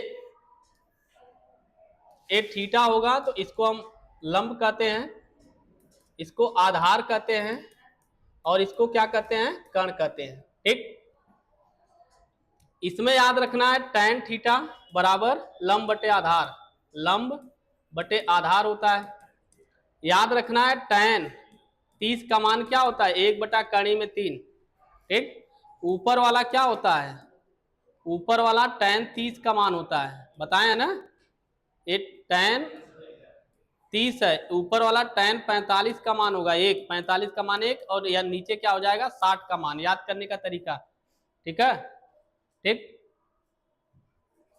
आइए देखिए, एक खंभे की छाया, कोई खंभा है, देखिए कोई खंभा है, लंबाई का कणी में 3 गुना, इसकी छाया जो है इसके लंबाई का, जितना भी लंबाई रहेगा उसका कणी में 3 गुना। लंबाई x मान लीजिए, तो छाया हो जाएगा x कणी में 3। अब आपसे पूछ रहा उन्नयन कोण क्या होगा, एक कोण बताना है। अब आपको पता है tan थीटा बराबर हो जाएगा लंब बटे आधार, x बटे x कणी में 3, ए इससे कट गया, 1 बटा कणी में 3। 1 बटा कणी में 3 किसका मान होता है, tan 30 का। यानी tan थीटा का मान क्या मिला आपको, tan 30, tan से tan कट गया, थीटा का मान आ गया आपका 30। ठीक है, ऑप्शन नंबर ए सही हो गया। 1 plus tan theta plus sec theta 1 plus cot theta minus cosec theta का मान आपको बताना है। ठीक है, तो इसका क्या करना है, मान जो है आपको बताना है। ठीक, देखिए जब कभी इस टाइप का है ऑप्शन में आए, है ना, ऑप्शन में जब आए इस टाइप का सवाल, आप अपने मन से कुछ भी मान रख दीजिएगा, कुछ भी, है ना, बात मत करिए यार, कोई भी मान रख दीजिएगा अपने मन से, चाहे 30, 45, जब ऑप्शन में ऐसे सवाल मिले प्रूफ करने वाले तब, मान निकालने वाले तब, अपने मन से कुछ भी रखिएगा, बस अनंत नहीं होना चाहिए। तो है ना, सीधा सीधा tan 45 रख दीजिए, सॉल्व करने पे जो आएगा वही आंसर हो जाएगा। देखिए हम क्या हो गया, इसको सॉल्व कर रहे हैं, 1 प्लस यहाँ हो गया tan 45 प्लस सेक 45, है ना, दूसरे ब्रैकेट में 1 प्लस कॉट 45, है ना, और यहाँ पे हो गया माइनस कोसेक। देखिए कोसेक, कोसेक 45, कोसेक 45। अब वैल्यू रख दीजिएगा, टेबल से देखकर वैल्यू रखिए। 1 प्लस tan 45 का मान 1, सेक 45 का मान, ठीक है, सेक 45 का मान जब आप लेंगे तो cos 45 का उल्टा होता है, cos 45 का 1 बटा कणी में 2, तो इसका मान होगा कणी में 2। ठीक है, एक ब्रैकेट में, दूसरे ब्रैकेट में फिर यहाँ 1, फिर 1 माइनस यहाँ क्या हो जाएगा, फिर कणी में 2 हो जाएगा। देखिए 1 और 1 2 हो गया, 2 प्लस कणी में 2, यहाँ हो गया 2 माइनस कणी में 2।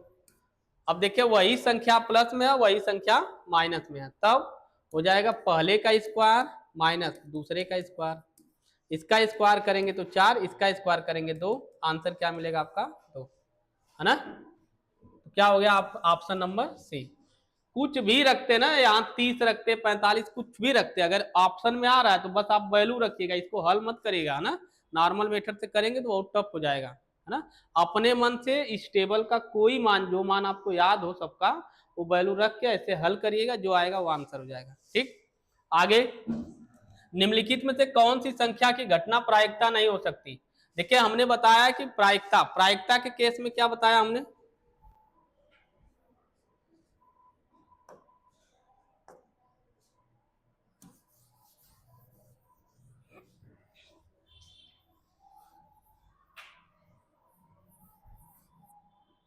प्रायिकता के केस में क्या बात की है हम,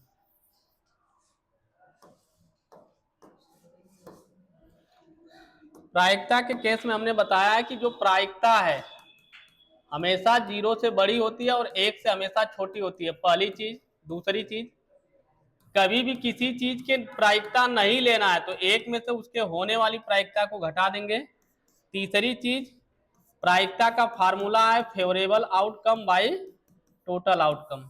ये चीजें आप याद रखेंगे प्रायिकता के केस में। ठीक, कह रहा है कि इसमें से है ना कौन सी घटना प्रायिकता नहीं हो सकती। प्रायिकता कभी भी एक से बड़ी नहीं हो सकती, जीरो से छोटी नहीं हो सकती, माइनस में नहीं हो सकती। अब परसेंटेज में लेंगे तो कभी भी 0% में लेंगे तो 0% प्रायिकता हमेशा जो है ना, प्रायिकता हमेशा 0% और 100% के बीच में होनी चाहिए। ठीक है, तो देखिए 15% होगा प्रायिकता, ये माइनस में है, क्या ये प्रायिकता होगा? देखिए यहाँ पे माइनस दिया है तो ये माइनस वाला प्रायिकता नहीं होगा, आपका ऑप्शन यही हो गया। संचयी बारंबारता की सारणी की रचना करना निम्नलिखित में उपयोगी है। क्या निकालने के लिए संचयी बारंबारता निकाला जाता है? केवल और केवल माध्यिका। माध्यिका में हमें क्या निकालना होता है? जब माध्यक हम निकालते हैं तो हमें संचयी बारंबारता चाहिए। इसका बहुलक बताना है। बहुलक आपको पता है ना, जो सबसे ज्यादा बार आया हो वही बहुलक होगा। सबसे ज्यादा बार इसमें क्या मिल आया है? 7। देखिए कै बार आया है? 3 बार। 2 केवल 2 बार आया है, 3 2 बार आया है, सबसे ज्यादा बार 7 आया है, इसीलिए बहुलक क्या हो गया? 7 हो गया, है ना। आपसे कह रहा है कि यदि किसी बंटन का माध्य 16 बहुलक 13 हो, ठीक है, देखिए ए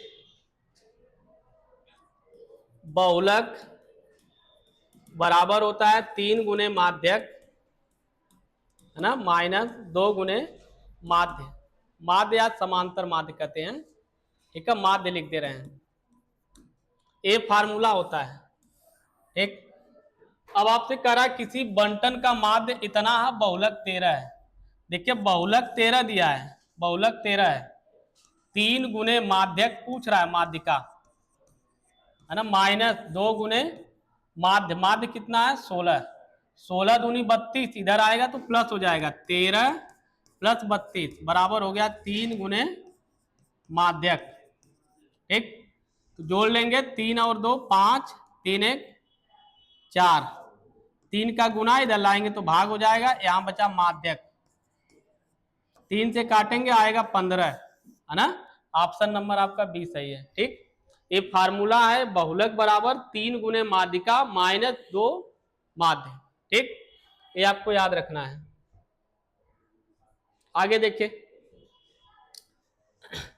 आपको दर्शाना है कि ये कणी एक अपरिमेय संख्या है ना।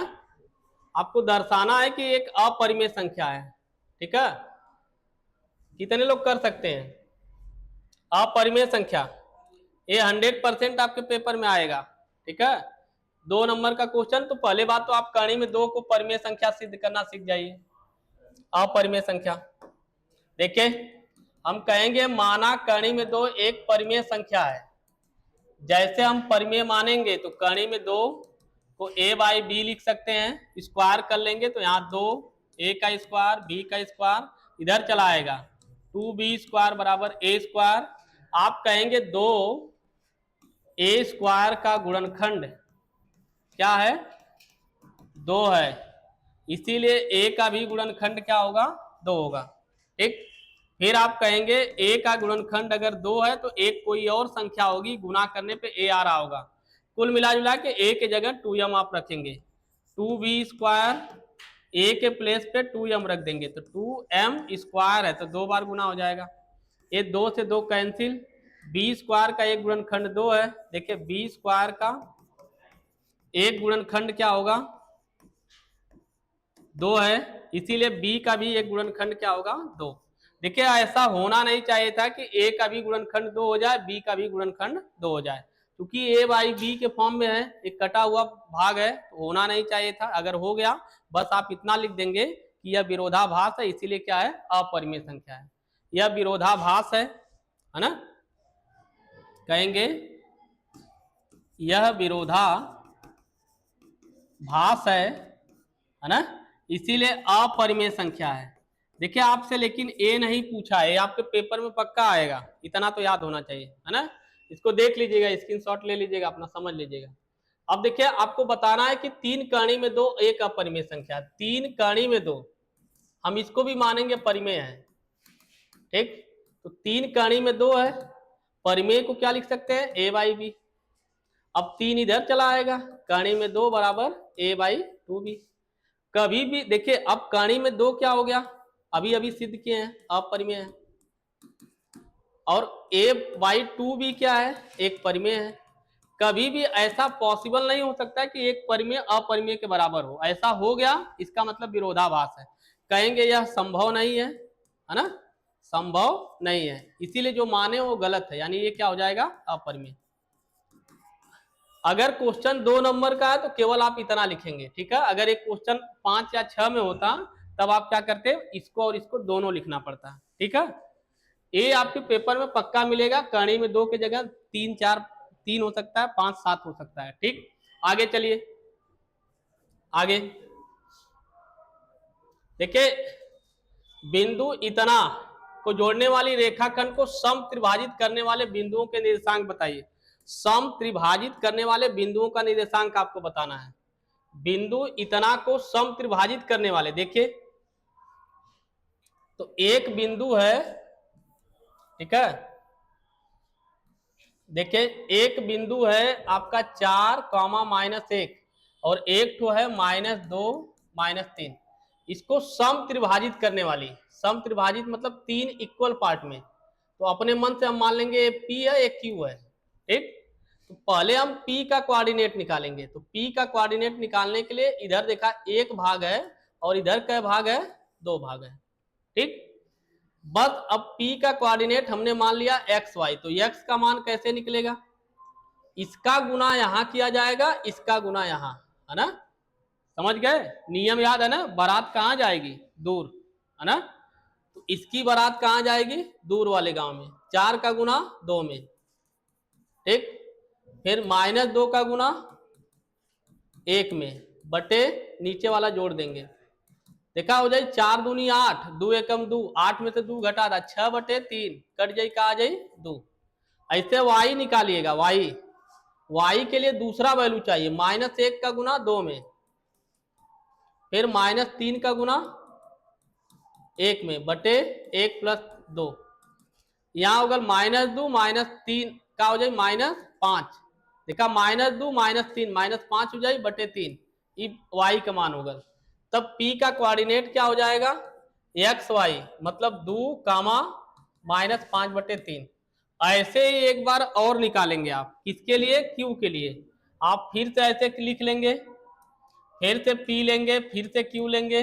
अब मुझे Q का निकालना है, तो इधर वाला 2 ले लेंगे, क्योंकि इधर 2 पार्ट है और इधर वाला 1, जैसे आप ऐसे इसको किए उसी तरह से इसको कर लेंगे, ठीक है। आगे चलिए, फिर कह रहा है ना, इसको देख लीजिए एक बार, स्क्रीनशॉट ले लीजिएगा।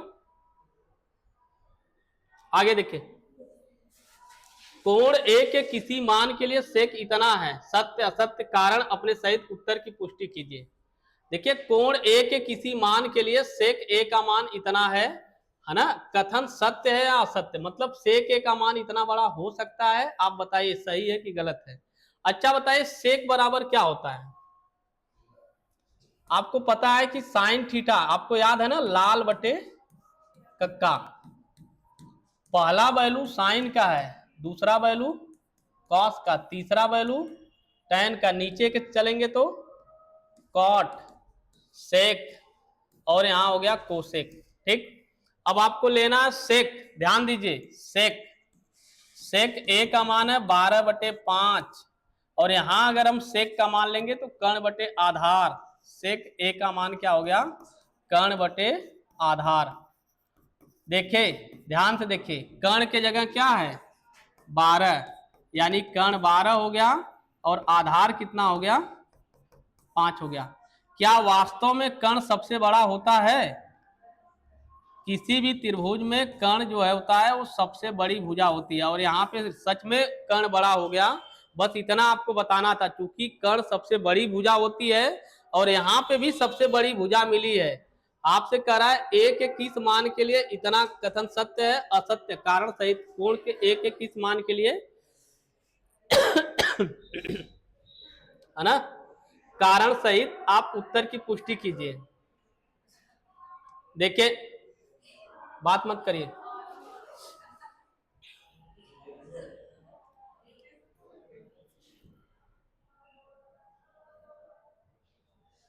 देखिए,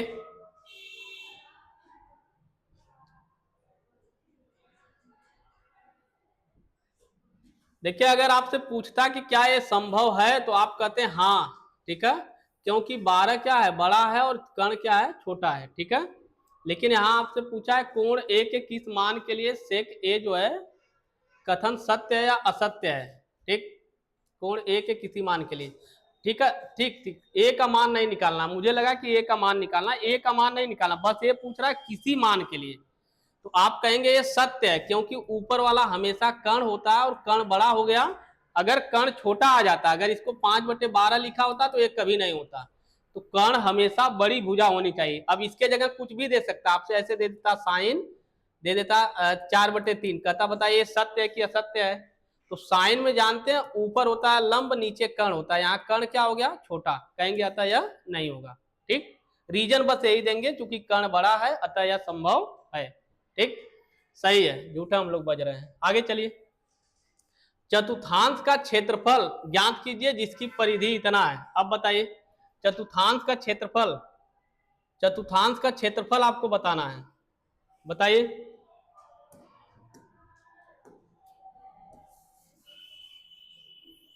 याद है चतुर्थांश क्या बनेगा?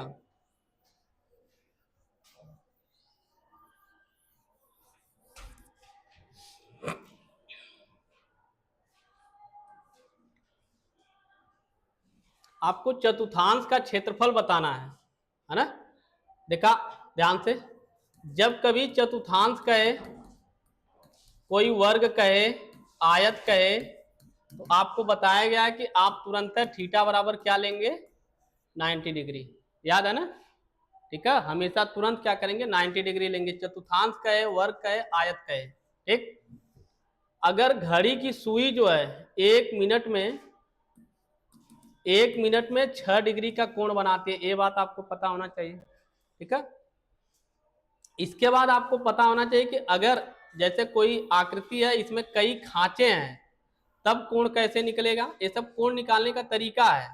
कोण निकालने का तरीका तो 360 में क्या करेंगे, जितने खांचे होंगे उससे भाग दे देंगे, ठीक। अब ये त्रिज्य खंड होता है, इसका अगर क्षेत्रफल लेना है ना, इसका क्षेत्रफल लेना है तो होता है थीटा बाई 360, पीछे बताए हैं, पाई आर स्क्वायर, ठीक। और अगर इसका आर्क लेना है, परिधि है, आर्क कहते हैं इसको, चाप, चाप लेना है तो जाएगा थीटा बाई 360 2 पाई आर, ठीक है। ये बात हमेशा त्रिज्य खंड के केस में आप याद रखेंगे, ठीक। अब देखिए, अब यहां पे क्या बोल रहा है आपसे, कह रहा है कि चतुर्थांश, चतुर्थांश जैसे बोल दिया तो आप समझ गए थीटा का मान क्या है, 90 डिग्री। जिसकी परिधि दिया है, अब बताइए, परिधि दिया है, परिधि होता है 2 पाई आर, कितना है, 22, है ना। तो हो गया 2 पाई 22/7, यहाँ हो गया 22, ठीक है। और सॉरी गुने आर बराबर हो गया 22। पहले आर निकालेंगे क्योंकि फार्मूले में आर है। 22 से 22 कैंसिल हो गया, 7 ऊपर 2 नीचे, आर आ गया। कोण आपको पता है चतुर्थांश है तो 90 डिग्री। बस आपसे क्षेत्रफल पूछे तो ये फार्मूला आप लगा देंगे, theta by 360 pi R square, है ना। थीटा के जगह क्या रखेंगे, 90, 360 पाई, आर का मान रख दीजिए, आर का मान है 7/2 का स्क्वायर, है ना। एक कट जाएगा, 1/4 हो जाएगा, ठीक। पाई का मान अब रख सकते हैं 22/7, यहाँ स्क्वायर है 7/2 गुने 7/2, 7 से 1 7 कैंसिल, ठीक है। 22 गुने 7/4 गुने 2 गुने 2, इसका गुना कर लीजिएगा, जो आएगा आंसर, ठीक है, ठीक। आगे चलिए, किसी पी का मान इतना, ई नहीं का मान बताना। अभी फार्मूला बताएं आपको, जब कभी पीई नहीं पूछे तब आप क्या करेंगे, एक में से पीई को घटा देंगे, बस एक माइनस पीई को घटा दीजिए 0.05। अब देखा एक में से 0.05 को घटाना 0.05, तो यहाँ डेसिमल बढ़ा के हम जीरो बढ़ा सकते हैं, बस घटाना है। यहाँ घटाएंगे तो आएगा 5, यहाँ 9 बचा, यहाँ जीरो में से जीरो जाएगा जीरो, आपका आंसर ये हो जाएगा। ठीक है, हो जाएगा ना। अब देखिए एक क्वेश्चन है, ये दोनों क्या है, समदूरस्थ है, तो यक्स का मान आपको हम बताए ना, समदूरस्थ अगर आ जाए तो क्या करेंगे। अब लगभग अब देखेंगे कि कोई ऐसा नहीं मिलेगा जो नया हो, जितना हम पीछे बात किया ना वही सब दोबारा तिबारा आएगा, बड़े क्वेश्चन में बस आएंगे, कुछ भी नहीं होगा। ठीक है, तो सबसे पहले ना इससे पीछे का जितना भी होगा उसको समझ लीजिएगा अच्छे से, इतना इतना तक आप समझ लीजिएगा। ठीक,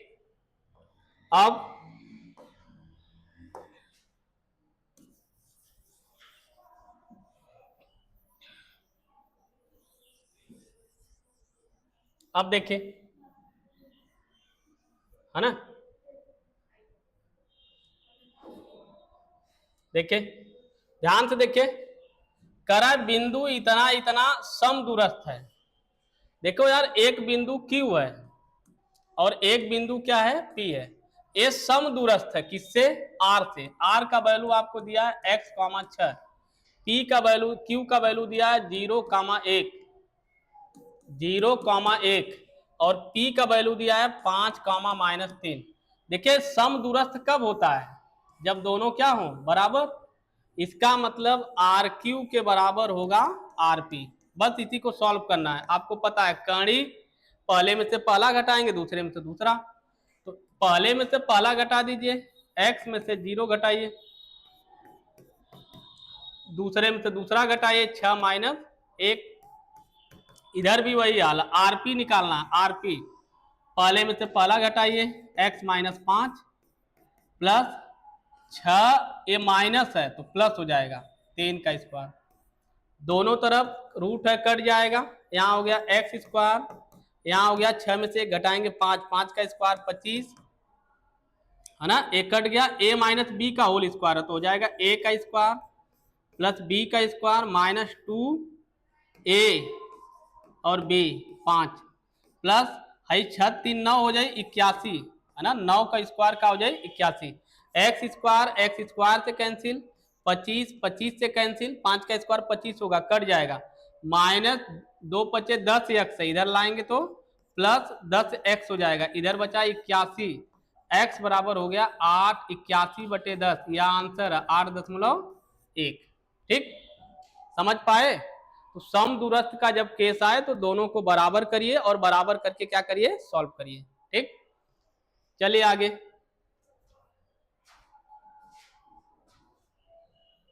दो संपूरक कोणों में बड़ा कोण छोटे कोण से 18 डिग्री अधिक है। संपूरक कोण क्या होते हैं, ऐसे दो कोण जिनको जोड़ने पर 180 अंश हो जाए। ठीक है, तो कह रहा है कि दो संपूरक कोण है, तो पहले कोण को हमने मान लिया, पहला कोण हमने मान लिया थीटा।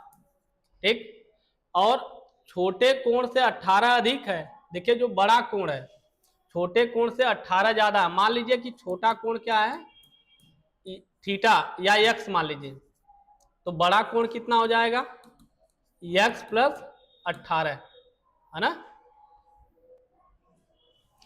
अब देखिए समपूरक और कोटिपूरक, जब कभी समपूरक कहे तो 180, अगर कभी कोटिपूरक कहे तो 90, जिन दोनों कोणों को जोड़ने पर 180 अंश होगा उन्हें समपूरक कहते हैं, यानी x को और x प्लस 18 को जोड़ने पर कितना होगा 180, काहे की संपूरक है, x और x हो गया 2x, ये हो गया 180 प्लस इधर लाएंगे तो माइनस 18, है ना, 180 में से 18 आप घटा दीजिए तो आएगा 162, 2 का गुना इधर लाएंगे भाग, है ना, एक कट जाएगा 4 और 1।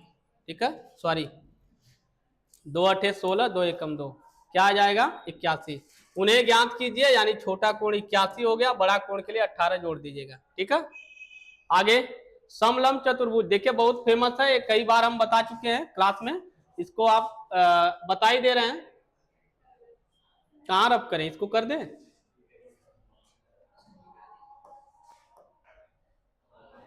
देखिए ए समलम चतुर्भुज देखिए ऐसा होता है ना। ए है समलम चतुर्भुज, है ना। समलम चतुर्भुज एबीसीडी में ए बी समांतर डीसी है, यानी ए बी जो है डीसी के समांतर है, ठीक। दो एसी और बीडी परस्पर ओ पर, एसी और बीडी देखिए एसी और बीडी परस्पर कहां काट रहे हैं, ओ पर, ठीक। प्रचेत दो त्रिभुजों में समरूपता की कसौटी का प्रयोग करते हुए दर्शाइए कि इतना बराबर इतना। देखिए ये क्या है, अनुपात बराबर है ना। हमने आपको पूरे त्रिभुज में दो नियम सिखाए हैं, ठीक है। पहला नियम क्या सिखाए हैं, कहीं पे भी अगर आपको समांतर दिख जाए ऐसा तो अनुपात क्या कर लेंगे, बराबर। अगर अनुपात बराबर है तो समांतर। दूसरा नियम अगर कोण बराबर हो जाए तो त्रिभुज समरूप हो जाते हैं। त्रिभुज क्या होंगे, समरूप हो जाएंगे। और समरूप अगर हो गया तो अनुपात बराबर हो जाएगा। देखा, अगर पेपर में ई पूछ ले रही तो आंख बंद करके यहां से शुरू कर दिया, अगर ई पूछ ले रही तो यहां से शुरू कर दिया, फिर कहा समरूप है इसीलिए कोण बराबर है। अगर ए पूछा रहेगा तो आए चाहे ना आए, मैं बता रहा हूं पेपर में 100% क्वेश्चन इस यही ना, यही टाइप का कई बन सकला, टफ से टफ क्वेश्चन में। अगर तो उसे अनुपात बराबर दिख गल, तुम सबसे पहले अपने मन में कोण बराबर दिखा दिया। अगर रीजन लिख सकते हैं तो लिखिएगा, तब आपका नंबर कटेगा नहीं। तो कोण बराबर कर लेंगे तो तुरंत लिखिया समरूप है, यही बदे अनुपात बराबर। देखा, अगर एक केहू के ना भी अवत है तो ये नियम से लगा सकला। देखा एकदम सिंपल है, ध्यान से सुना। हम क्या किए, इसको हम कोण 1 मान लिए, इसको कोण 2 मान लिए, इसको कोण 3 मान लिए। हाई कोण मान लिए 4, ये 4 मान लिए, और ये 5, ये मान लिए 6। अब कुछ करना नहीं, हम समझ गए जो लाना है। देखिए अनुपात बराबर है ना, आंख बंद करा, एकदम लिखा 1 के बराबर 4, 2 के बराबर 6, 3 के बराबर 5, इसीलिए क्या है, समरूप है। समरूप है तो क्या हो गया, अनुपात बराबर हो गया। यानी आपको लिखना बस क्या है, 1 के बराबर कोण 4, 2 के बराबर कोण 6 और 3 के बराबर कोण 5 कहेंगे। इसीलिए दोनों त्रिभुज क्या है, समरूप है। नेमिंग कर देंगे तो बढ़िया, ए ओ बी त्रिभुज ए ओ बी समरूप हो जाएंगे किसके, सीओडी के। अब अगर समरूप है तो भुजा का अनुपात क्या होगा, बराबर। बस ओ ए, अरे जॉन देले रहे ओके लिख दिया बात चुपचाप, है ना, सीधा सीधा है, छोड़ना नहीं है, आए चाहे ना आए। अब जो रीजन लिख सकता है रीजन लिखेगा। जानते हैं ये दोनों बराबर क्यों हो रहे हैं, क्यों हो रहे हैं, क्योंकि ये समांतर है और एक एकांतर कोण है। जो लिख सकता है लिखेगा, एकांतर कोण है ये भी एकांतर है, और ये क्या है, शीर्षा विमुख कोण है। बस यही है, लिख लीजिएगा। आगे चलिए, देखिए नेक्स्ट है द्विघात बहुपद इतना के शून्यक ज्ञात करना है। बताइए इसका शून्यक कैसे निकलेगा। शून्यक निकालने का हमारे पास दो तरीका है ना। अगर कभी भी आपको शून्यक निकालना है तो उसका दो तरीका है। क्या क्या है, एक तो फार्मूला विधि यूज कर सकते हैं, दूसरा आप फैक्टराइजेशन मेथड। 3x² - x - 4 इसका शून्यक लेना है तो 3 का 4 में गुना करिए, ऐसा गुणनखंड करिए कि 1 आए। तो 4 गुने 3 4 गुने 3, अब -1 लाना है तो -4 + 3, बस यही लिख दीजिए। 3x², 1 के जगह पे ये लिखेंगे -4x + 3x - 4, इसको एक साथ, इसको एक साथ। इसमें क्या कॉमन करेंगे, x, 3x - 4 एक ब्रैकेट में, इसमें कुछ कॉमन नहीं है, 1, 3x - 4 एक ब्रैकेट में, है ना। अब देखें x + 1 को एक ब्रैकेट में लिख लीजिए और 3x - 4 को एक ब्रैकेट में लिख लीजिए, ठीक है। अब जब x + 1 बराबर 0 रखेंगे इतना के बराबर, तो x बराबर आ जाएगा -1, यही आपका अल्फा का मान हो जाएगा -1। ऐसे यहाँ पे 0 जब रखेंगे, 3x - 4 बराबर 0, तो 3x बराबर 4, x बराबर का हो जाए 4/3, यही आपका बीटा का मान हो गया। देखिए रिलेशन वाला आपको हम बताए थे, है ना, जब कभी आपको रिलेशन प्रूव करना हो, कौन हो, मारेंगे अब तमाचा से हम, समझ में नहीं आ रहा। देखिए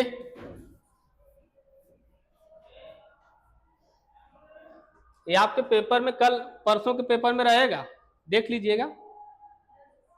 गजब है यार आप। देखिए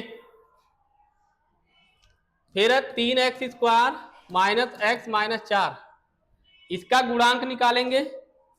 a का मान 3, b का मान -1, c का मान -4। अब देखिए संबंध क्या होता है, संबंध आपको याद होना चाहिए। अगर अल्फा प्लस बीटा लेना है तो -b/a, अल्फा इंटू बीटा लेना है c/a, यही संबंध कहलाता है। आपको यही कुछ सत्यापित करना है। क्लास में आपको हम बताएं कि ये पेपर में जरूर आपको मिलेगा, और आप देखेंगे कि मिलेगा, 100% मिलेगा। -b/a, अल्फा का मान क्या है, वहां से देखिए अल्फा का मान -1, और बीटा का मान, दूसरा मान बीटा का है 4/3, -b का मान क्या आया है 1, -1, और a का मान क्या है 3। इसको सॉल्व करिए, एलसीएम 3, 3 एकम 3 हो गया, +4। यहाँ देखिए माइनस माइनस प्लस 1/3, यहाँ भी देखिए 4 में से 3 घटाएंगे 1/3 आ जाएगा। इसी तरह से आप दूसरा रिलेशन भी प्रूफ कर देंगे। ठीक है, ये बड़े सवाल होते हैं। ठीक, आगे चलिए। सिद्ध कीजिए कि स्पर्श बिंदु से स्पर्श रेखा पर खींचा गया लंब वृत्त के केंद्र से होकर जाता है। अब बताइए, इसको रब करें।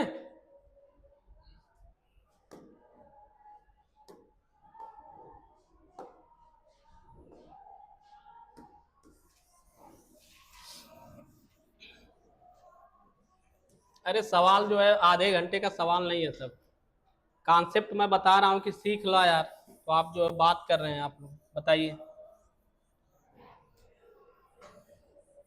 सुनिए। आपसे कह रहा है कि सिद्ध कीजिए कि स्पर्श बिंदु से स्पर्श रेखा पर खींचा गया रंग। देखिए स्पर्श बिंदु से देखिए एक वृत्त पर बाह्य बिंदु से कितनी स्पर्श रेखाएं खींची जा सकती हैं, 2। ठीक है, स्पर्श रेखा का देखिए आगे जिक्र नहीं किए थे, यहां कर लेते हैं। 2 स्पर्श रेखाएं खींच सकते हैं एक बाह्य बिंदु से। अगर दो बिंदु कहेगा तो केवल एक खींचेंगे आप। अब देखिए ये जो स्पर्श रेखाएं खींचते हैं, दोनों स्पर्श रेखाएं बराबर होती हैं, है ना।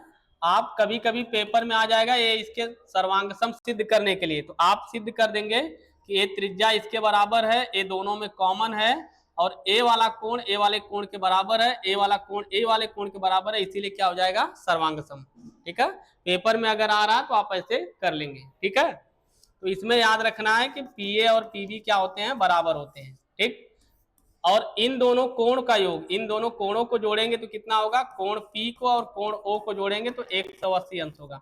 एक सवाल इस पर आएगा और इस पर सवाल आएगा, 100% मिलेगा। ठीक है, अब देखिए आपसे कह रहा है कि अगर आपसे कह रहा है कि स्पर्श बिंदु से स्पर्श रेखा पर खींचा गया लंब, अगर स्पर्श बिंदु से स्पर्श रेखा पर खींचते हैं तो वह लंब होता है। आपको यह प्रूफ करना है, खींचा गया लंब वृत्त के केंद्र से होके जाता है। हम एक पल के लिए ना इसको मान लेते हैं कि माना केंद्र से नहीं जाएगा, है ना, माना केंद्र से नहीं जाएगा। अगर केंद्र से नहीं जाएगा तो कहीं से तो जाएगा।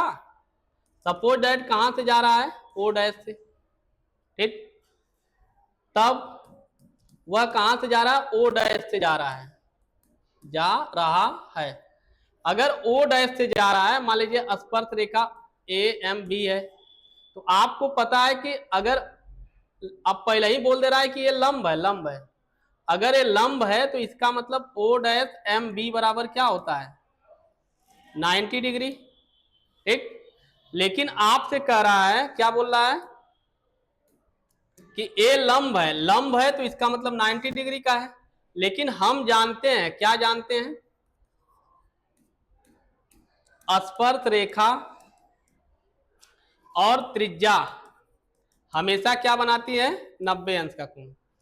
अगर ये त्रिज्या है तो ए भी तो 90 अंश का कोण बनाएगा, इसका मतलब हो जाएगा ओ एम बी कितना 90 डिग्री। अब बताइए, है ना, देखिए ध्यान से, B M O dash, B M O dash, B M O, ये दोनों कैसे 90 हो सकते हैं? ये दोनों 90 तब हो सकते हैं जब दोनों क्या हो, एक ही पॉइंट पे हो।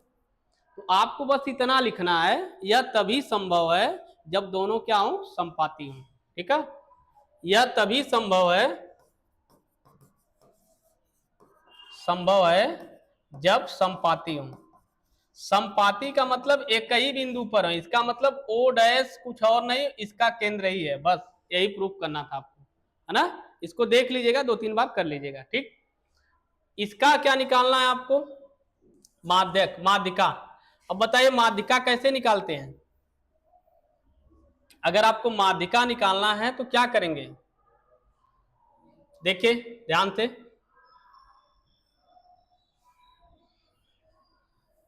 अगर आपको समांतर माध्य निकालना है, माध्य, तो याद रखिए सिग्मा एफ एक्स बटे सिग्मा एफ। अगर आपको बहुलक निकालना है तब बहुलक के लिए एल कहेंगे F1 माइनस F0, यही ना, नीचे हो जाएगा 2F1 माइनस F0 F2 गुने H।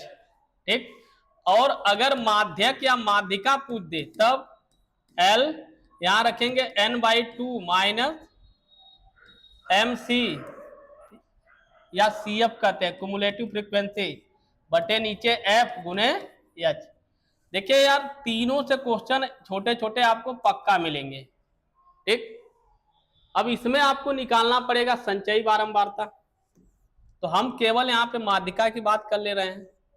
40-45, क्योंकि टाइम कम है इसी बस माध्यिका की बात कर रहे हैं, नहीं तो तीनों बताते हैं। 50, 55, 55, फिर 5-5 का गैप है ना।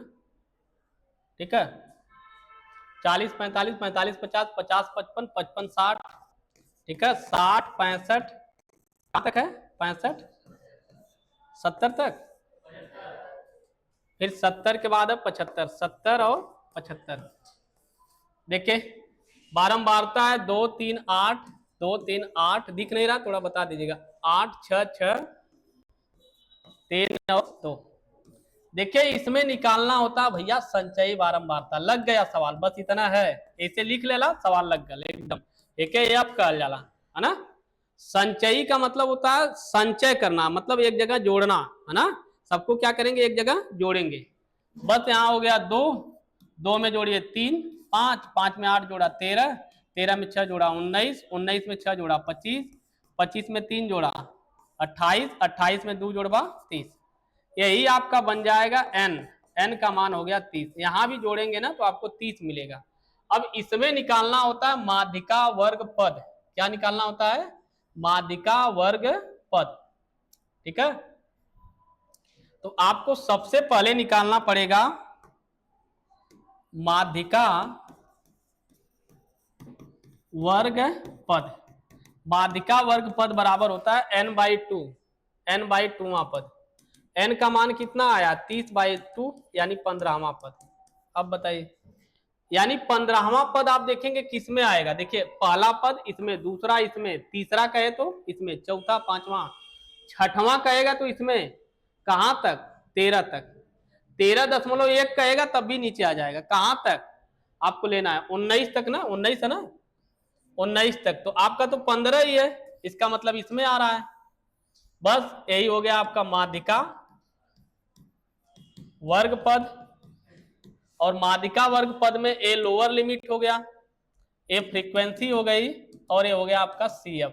समझ पाए? बस अब फार्मूला लगा दीजिए, हो जाएगा आपका। फार्मूला है माध्यिका बराबर L plus n/2 minus CF बटे F गुने H, ये फार्मूला है ना।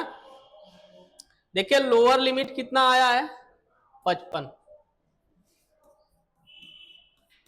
n/2 का मान कितना आया है, 15, देखिए यही आया ना, माइनस सी एफ, इसके पहले वाला सी एफ होता है 13 बटे एफ कितना आया है 6। एच क्या है, इनके बीच का गैप है 60 और 55 के बीच का गैप है कितना 5। बस इसको सॉल्व कर लीजिएगा, जो आएगा आंसर। ठीक है, कर लेंगे। ठीक, आगे एक डिब्बे में 5 लाल गेंद है। अब बताइए, प्रायिकता की सवाल है, एक डिब्बे में है ना, इसको देखना है तो एक बार देख लीजिएगा, है ना। ठीक, अब देखिए, अब देखिए दिख रहा होगा, एक डिब्बे में 5 लाल 8 सफेद 4 हरा, बताए हैं कि नहीं ये, है ना। एक डिब्बे में कोई डिब्बा है, अब डिब्बा बनाने की जरूरत है नहीं, तो इसमें क्या है, गेंद है, बहुत सारे गेंद रखे हुए हैं। लाल गेंद कै ठो है 5 ठो, है ना। सफेद गेंद कै ठो है 8 ठो। बताइए हरा गेंद कै ठो है 4 ठो, है ना। हरा गेंद है 4 ठो। अब हरा 4 है, इस डिब्बे में से एक कंचा यादृ छाया, इसकी क्या प्रायिकता है कि निकाला गया कंचा क्या हो, लाल हो। यानी हमारा पहले तो टोटल निकाल लेंगे, कुल कंचों की संख्या 8 4 12 5 17। अब आपसे कह रहा है कि लाल, अब बताइए फेवरेबल क्या है आपका, लाल है, तो फेवरेबल आउटकम क्या हो जाएगा, आप पेपर में पूरा लिखेंगे फेवरेबल आउटकम, है ना। तो फेवरेबल आउटकम क्या हो गया आपका, लाल है 5 और टोटल आउटकम क्या है 17। बताइए प्रायिकता क्या हो जाएगी 5/17, यही है ना। फिर आपसे पूछ रहा हरा नहीं, तो पहले हरा का निकाल लें फिर घटा दीजिएगा, कर लेंगे। ठीक, आगे चलते हैं, बताएं, आ जाएगा ना। 5 वर्ष बाद जैकब वायु के उसके पुत्र के आय का, देखा जब कभी उम्र की केस आ जाए, है ना, बात मत करिए। 5 वर्ष बाद जो है जैकब की आय उसके पुत्र की आय से 3 गुनी है। 5 वर्ष बाद, अगर आज मैं 10 साल का हूं तो 5 साल बाद 15, फिर 5 साल बाद 20 साल। तो जब कभी बाद का पूछे तो ऐड करेंगे, पहले का पूछे तो माइनस करेंगे। ठीक है, बस इतना याद रखना है। 2 लोग हैं, एक तो जैकब है और एक कौन है, उसका पुत्र है। तो हम मान लेंगे कि जैकब की उम्र क्या है, जैकब का x है और पुत्र का क्या है y है। ठीक, 5, अब कह रहा है कि जैकब की आय उसके पुत्र के आय का 3 गुना है। अब बताइए जैकब का उम्र ना, पुत्र के, जैकब का, ध्यान दीजिए, जैकब का पुत्र के आयु का 3 गुना है। ठीक, तो जैकब का हमने x माना है, पुत्र का y, यानी ये फार्मूला आपका बन रहा है x minus 3y equal to 0। Equation first हो गया। अब सेकेंड कंडीशन से, ये फर्स्ट से था, है ना। 5 वर्ष पूर्व जैकब की आय उसके 5 वर्ष पूर्व, जैसे का पूर्व, पूर्व तुरंत घटा दा, पहले घटा दीजिए। 5 वर्ष पूर्व पहले जैकब आज x का है तो 5 साल पहले कितना हो जाएगा माइनस, उसका लड़कवा है 5 का तो 5 साल पहले माइनस। ठीक, अब क्या बोला है, 5 वर्ष पूर्व जैकब की आयु उसके पुत्र की आयु की 7 गुनी थी। अब ला, है पुत्र है जैकब है, तो पुत्र के उम्र का 7 गुनी है, तो 7 गुना कर लीजिए। बस इसको सॉल्व करिए, इक्वेशन बनेगा। तो x माइनस 5, यहाँ हो गया 7y माइनस 7 × 35, है ना। ए इधर आएगा प्लस है तो माइनस हो जाएगा, ए माइनस उधर जाएगा प्लस हो जाएगा। तो माइनस 35 में 5 जोड़ेंगे तो आएगा 30। इक्वेशन सेकेंड हो गया। अब इसको सॉल्व करना है, सॉल्व करने का तरीका अभी बताएं आपको। एक पद बराबर करना होता है, विलोपन विधि, बस एक विधि सीख लीजिएगा कोई कि कैसे सॉल्व करेंगे, है ना। देखिए दोनों सेम है, यहां भी x है यहां भी x है, घटा दीजिए। इक्वेशन सेकेंड में से इक्वेशन फर्स्ट को माइनस करिए। सेकेंड क्या है, x माइनस 7y बराबर 30 और फर्स्ट क्या है x माइनस 3y बराबर 0। घटा दीजिए, यहाँ माइनस हो जाएगा, यहाँ प्लस हो जाएगा, यहाँ माइनस हो जाएगा। ये देखिए कट गया, -7 में से +3 घटाएंगे तो -4y। अब यहाँ हो जाएगा 30, है ना। जब घटाएंगे तो 30 आएगा, तो y का मान आ गया 30/4। समझ रहे हैं ना, ये हो जाएगा आपका आंसर। कर लीजिएगा इसको, कहीं गलत हो गया कहा। 7 × 35 माइनस है प्लस होगा, ठीक है, ये तो सही है। 1 मिनट, जैकब की आयु उसके पुत्र के आयु का 3 गुना है, जैकब का उम्र उसके पुत्र का उम्र का 3 गुना, सही है। यहाँ पे फिर क्या बोल रहा है, 5 वर्ष पूर्व, तो हमने 5 साल पहले दोनों का लिख दिया, जैकब का और उसके पुत्र का। जैकब के आयु उसके पुत्र की आयु का 7 गुना, पुत्र का 7 गुना है। x माइनस 5 7y, 7 पचे 35, ठीक है। तो ए हो गया तो -7 हो गया, ए -5 उधर जाएगा +5 होगा, +5 करेंगे तो आएगा यहाँ -30 आएगा, ठीक। -30 आएगा, यहाँ पे -30 करेंगे तो देखिए इस तरह से आंसर माइनस आएगा, तो माइनस से माइनस कट जाएगा, 7/30/4 आपका आंसर 15/2 यानी 7.5 साल का क्या है उसका लड़का है, ठीक है। अब वाई का मान रख दीजिएगा, दूसरे का मान आ जाएगा। आगे चलिए, एक रेलगाड़ी 480 किलोमीटर की दूरी समान चाल से तय करे, यदि चाल 8 किलोमीटर प्रति घंटा कम होती तो उस दूरी को तय करने में 3 घंटे अधिक लेती। रेलगाड़ी की चाल आपको बतानी है, ठीक है। देखिए एक रेलगाड़ी 480 किलोमीटर की दूरी, काफी इंपॉर्टेंट क्वेश्चन है। एक रेलगाड़ी 480 किलोमीटर, एक रेलगाड़ी है वो देखिए 480 किलोमीटर की दूरी है ना, समान चाल से तय कर रही है। अब अपना चाल नहीं पता है तो हम मान लेंगे कि माना चाल क्या है। देखिए माना रेलगाड़ी की चाल x किलोमीटर प्रति घंटा है। अब देखिए दूरी क्या हो गया, दूरी तो दूरी हो गया आपका 480 किलोमीटर, ठीक। तो पहले समय कितना लगेगा, तो आपको पता होगा कि चाल बराबर होता है दूरी बटा समय, नहीं पता है तो जान लीजिए। यहां से हम निकालेंगे समय, तो समय बराबर हो जाता है दूरी बटे चाल। दूरी शुरू में कितना है 480, चाल कितना है x, है ना। ये प्रारंभिक समय है, शुरू में इतना समय लगता था, लेकिन अब क्या हुआ, इसकी चाल 8 किलोमीटर प्रति घंटा कम हो गई, मतलब पहले जितना चाल थी ना उससे अब चाल कम कर दिया है। देखिए पहले की चाल से कम हो गया, तो अब चाल कितना हुआ है, अब चाल हो गया उसका पहले के चाल से 8 किलोमीटर कम। तब अब समय कितना लगेगा, दूरी तो उतना चलनी है, चाल से भाग दे देंगे x माइनस 8। अब कह रहा है कि जब उसकी चाल कम हो जाती है तो दूरी को तय करने में उसे 3 घंटा ज्यादा लग रहा है। मतलब पहले वाला समय और आज वाले समय के बीच गैप कितने का है, 3 घंटे का है। देखा है बाद में का समय है पहले का है, तो कहते जौन बाद का समय रही, बाद का समय और पहले के समय इन दोनों में अंतर 3 का है। बाद का समय कितना आया है 480 बटे x माइनस 8 माइनस पहले का समय आपको मिला है 480 बटे x, है ना। इसको द्विघात समीकरण बना के आपको सॉल्व करना पड़ेगा, ठीक। कर लीजिएगा इसको, ठीक। देखिए इसको एलसीएम लेंगे, x माइनस 8, इसका यहाँ गुना हो जाएगा 480x, इसका यहाँ गुना हो जाएगा 480x माइनस माइनस प्लस हो जाइए, यहाँ प्लस हो जाइए, 8 का गुना m1 करवा 0, 8 अठे 64, 6 हो गया, 8 चौको 32 और 6 कितना होगा 38, यही ना हो, 8 चौको 32 और 6 38, यहाँ देखिए हो गया बराबर 3, ठीक। सुनिए ध्यान से, 480x माइनस 480 से कैंसिल, आ गया 38 40, है ना। अब इसका गुना यहाँ हो जाएगा तो 3x माइनस 8, तो हो जाएगा आपका 3x स्क्वायर, इसका इसमें करेंगे, या देखिए 3 से कट रहा होगा, 8 4 12, ठीक है कट रहा है, 3 से कट जाएगा, 3 एकम 3, 3 दूनी 6, 3 अठे 24, वो पक्का कट रहा होगा, x स्क्वायर माइनस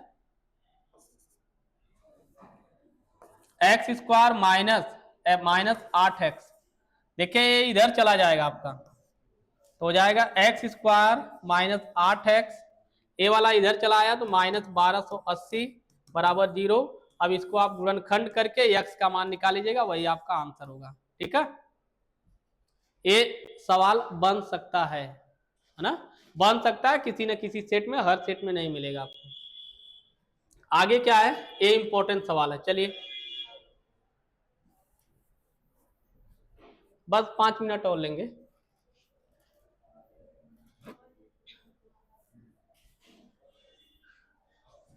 देखिए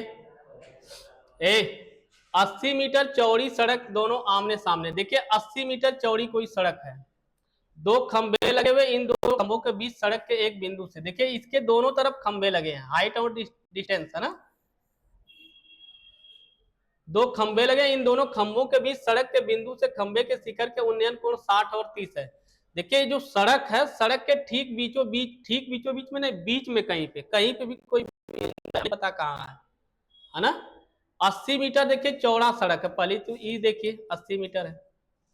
दूसरी चीज ए वाली दूरी हम मान ले रहे हैं कहाँ पे, कहाँ है वो,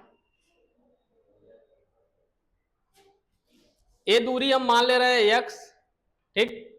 अब 80 में से x घटा लेंगे तो ए वाली दूरी हो जाएगी 80 माइनस एक्स। कह रहा है कि इसके उन्नयन कोण जब कहेगा तो नीचे आप देखेंगे, यहां से कोई देख रहा है, क्रमशः 60 और 30 है, यानी ए वाला कोण 60 है और ए वाला कोण क्या है 30 है। खंभों की लंबाई हमने h मान लिया। अब आपको पता है कि हमेशा दो ट्रायंगल बनेंगे, दोनों को सॉल्व करना है, तो इसका नाम हो जाएगा, मान लीजिए ए बी हमने रख दिया है ना, ठीक।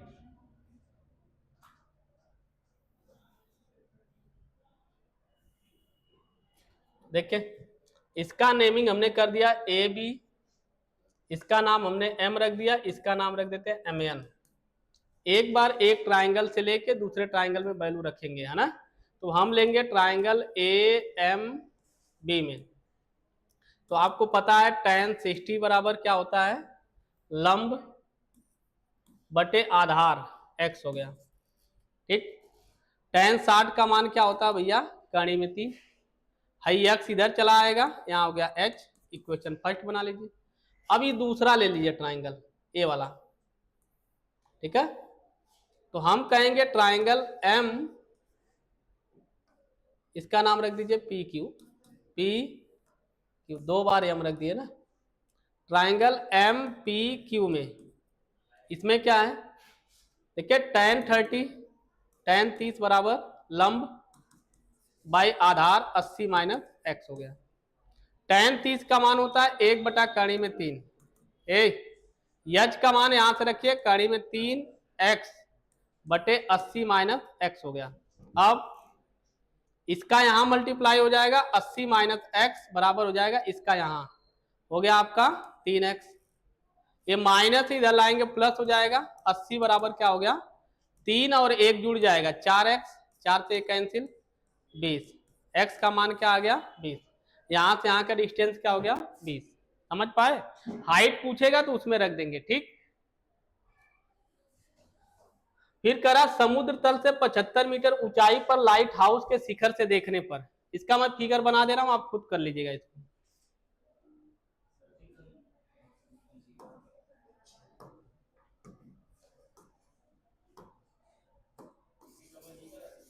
देखे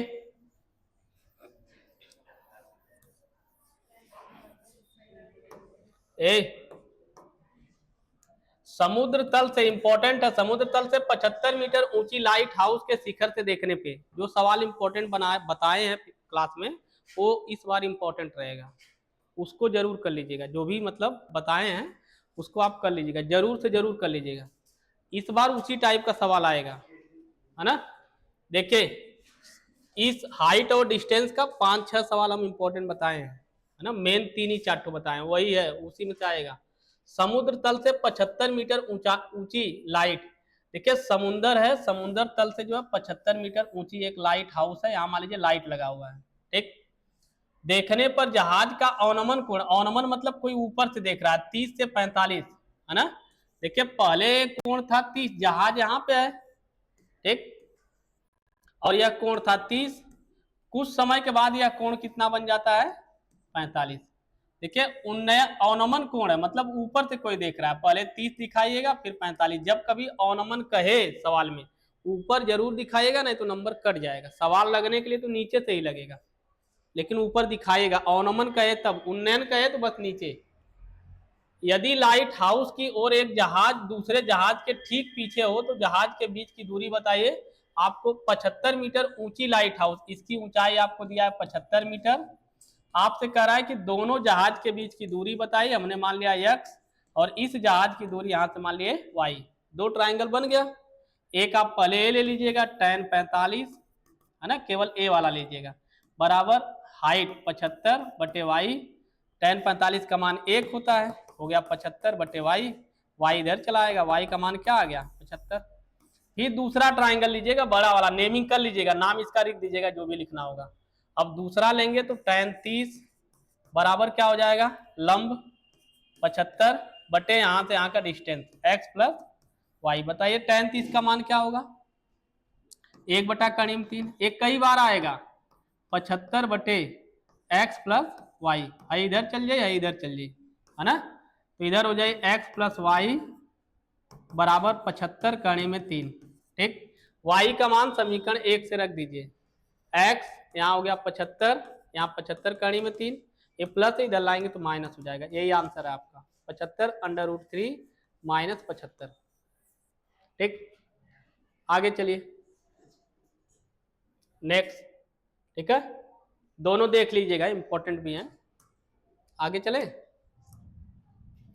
बस 2 मिनट और लेंगे।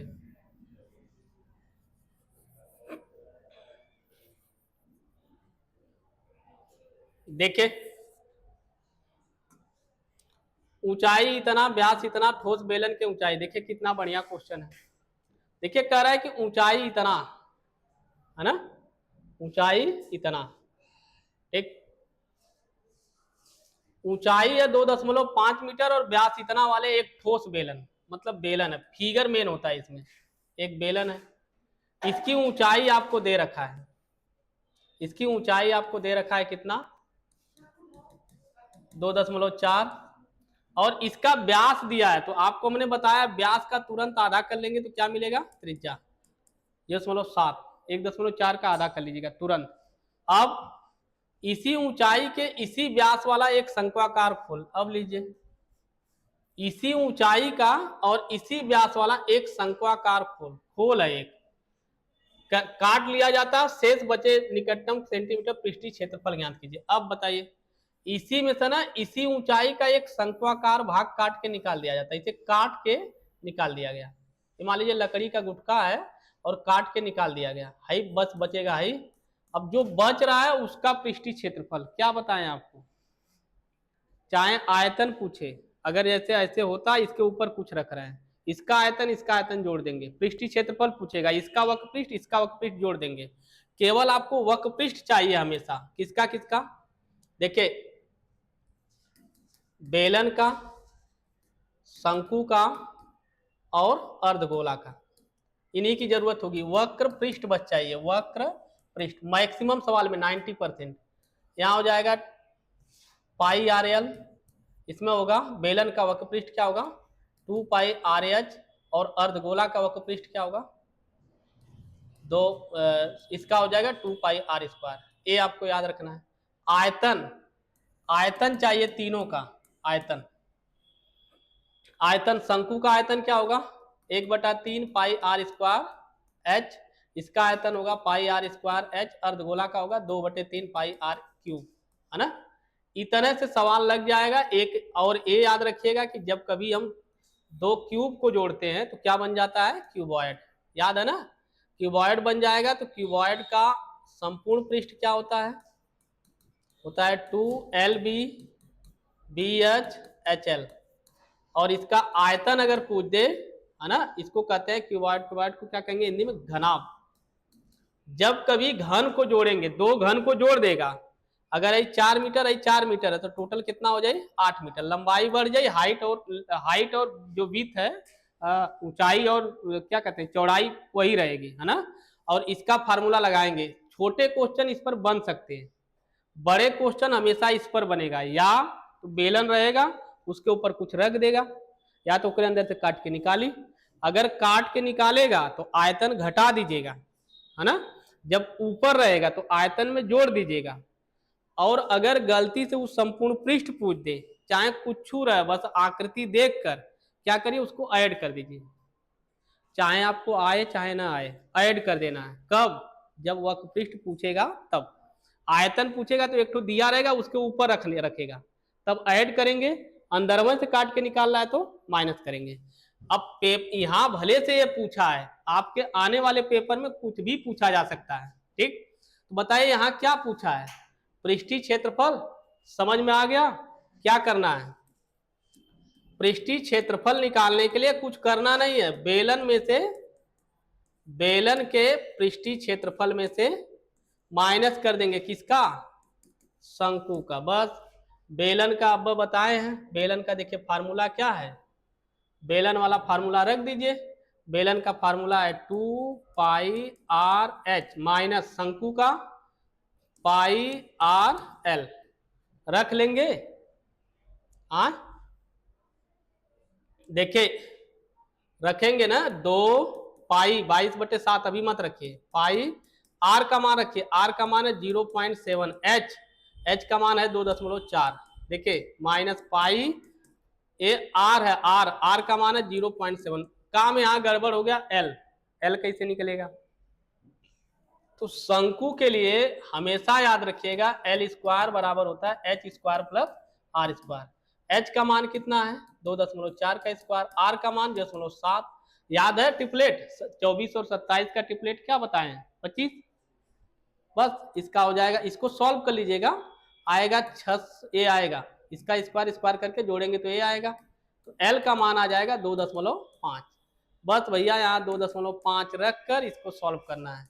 सॉल्व कैसे करेंगे, 2π इसमें है, 2π7 इसमें भी है, π7 इसमें भी है, पाई 0.7 कॉमन कर लीजिए, बच रहा है 2 गुने 4 2.4 माइनस यहाँ बच रहा है 2.5, 22/7 रखिए यहाँ पे 0.7 हो गया, 24 दूनी 48 होगा, 48 में से इसको घटा दीजिएगा है ना, 4.8 आएगा माइनस 2.5 आएगा, घटा लीजिएगा जो आएगा आंसर इससे कट जाएगा। ठीक, आयतन अगर पूछा होता तब बताइए, अगर इस सवाल में आयतन पूछता तब घटा देते, समझ रहे हैं ना, बेलन के आयतन से घटा देंगे, वो करे ऊपर अगर रखी तो ऐड कर दिया, अंदर से काटा था घटा दिया आयतन में, याद रखिए जरूर आई क्वेश्चन। ठीक, आगे का, आगे चलिए इस पर आते हैं। 20 ऊंचाई सेमी, आधार का व्यास इतना, बेलन है ना, एक बेलन है। देखिए लास्ट क्वेश्चन है, इसको ध्यान से देखते हैं।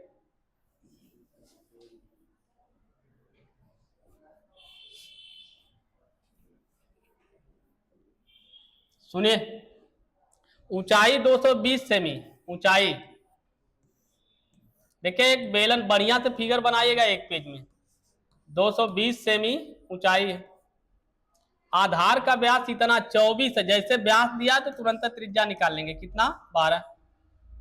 एक बेलन जिस पर ऊंचाई 60 सेमी और त्रिज्या 8 सेमी। अब लीजिए एक अन्य बेलन आरोपित है, इसके ऊपर एक दूसरा बेलन रखा हुआ है, ये क्या किया है, इसके ऊपर ना दूसरा बेलन रख दिया, ऐसे इसके ऊपर दूसरा बेलन रख रहा है। अब वो बेलन जो रखा है, बेलन उसकी त्रिज्या 8 सेंटीमीटर है ना, ये त्रिज्या का 8 सेंटीमीटर है। अब देखिए इसको कैपिटल आर बोल दीजिएगा, यहाँ पे इसको कैपिटल एच बोल दीजिएगा, इसमें सब स्मॉल स्मॉल ले लीजिएगा, ये है 8 और इसकी ऊंचाई आपको दिया है कितना है ना, अन्य बेलन आरोपित है जिससे ऊंचाई दिया है 60 सेमी। मतलब पहले एकदम नीचे मोटा बेलन है, फिर ऊपर जो है पतला बेलन रखा हुआ है। ठीक, समझ पाए, कुछ है नहीं दिखा देते। चलिए, इस स्तंभ का द्रव्यमान ज्ञात करना है। अगर आपसे द्रव्यमान पूछे, हवा पूछे, पानी की मात्रा पूछे, तुरंत क्या निकालेंगे, आयतन। आयतन। अब बताइए इसका आयतन कैसे निकलेगा, क्या बताएं, क्या बताएं, एक के ऊपर एक रखेगा, आयतन कैसे निकलेगा, जोड़ दा बस, यानी कहेगा पूरे खंबे का आयतन बराबर बड़े बेलन का आयतन है ना, प्लस छोटे बेलन का आयतन। बस बड़ा बेलन का आयतन, आयतन का formula pi R square H, छोटा बेलन का पाई आर स्क्वायर एच, बस वैल्यू रख दीजिएगा, पाई आर बड़ा वैल्यू 12 स्क्वायर, एच का वैल्यू 220 गुने यहाँ पे छोटा है ना, पाई छोटा है आपका 8 स्क्वायर, एच का मान कितना है 60। अब इसको सॉल्व कर लीजिएगा, ए आएगा cm स्क्वायर में। अब यहाँ पे दिया है 1 cm स्क्वायर का मान कितना है 8 ग्राम, देखा, अगर जब कभी द्रव्यमान निकाले के लिए लास्ट में जौन ग्राम देले रही ओके गुणा कर दिया आंख बंद करके, तो वहां चाइना। देखा ये चैप्टर में क्या, इस चैप्टर में क्या है, अगर इसके क्वेश्चन आ रहे हैं, अगर एक आकृति है उसके ऊपर दूसरी आकृति रखी जा रही है, गलती से अगर पूछे पृष्ठीय क्षेत्रफल, दोनों को जोड़ दीजिए, ओकरे अंदर से काटत हुआ घटा तब भी जोड़ दीजिए। अगर आयतन का है ऊपर रखेंगे ऐड कर देंगे, अंदर से काट कर निकाले घटा देंगे, बस इतना तक कॉन्सेप्ट है, और बस इतना ए फार्मूला आपको पता होना चाहिए। ठीक है, समझ रहे हैं ना, ए फार्मूला ए आपको पता होना चाहिए, रख के सॉल्व कर देंगे। अब देखिए, इसको सॉल्व करके कमेंट बॉक्स में इसका आंसर आप दीजिएगा। ठीक है, चलिए ठीक है, फिर मिलते हैं। Best of luck, thank you.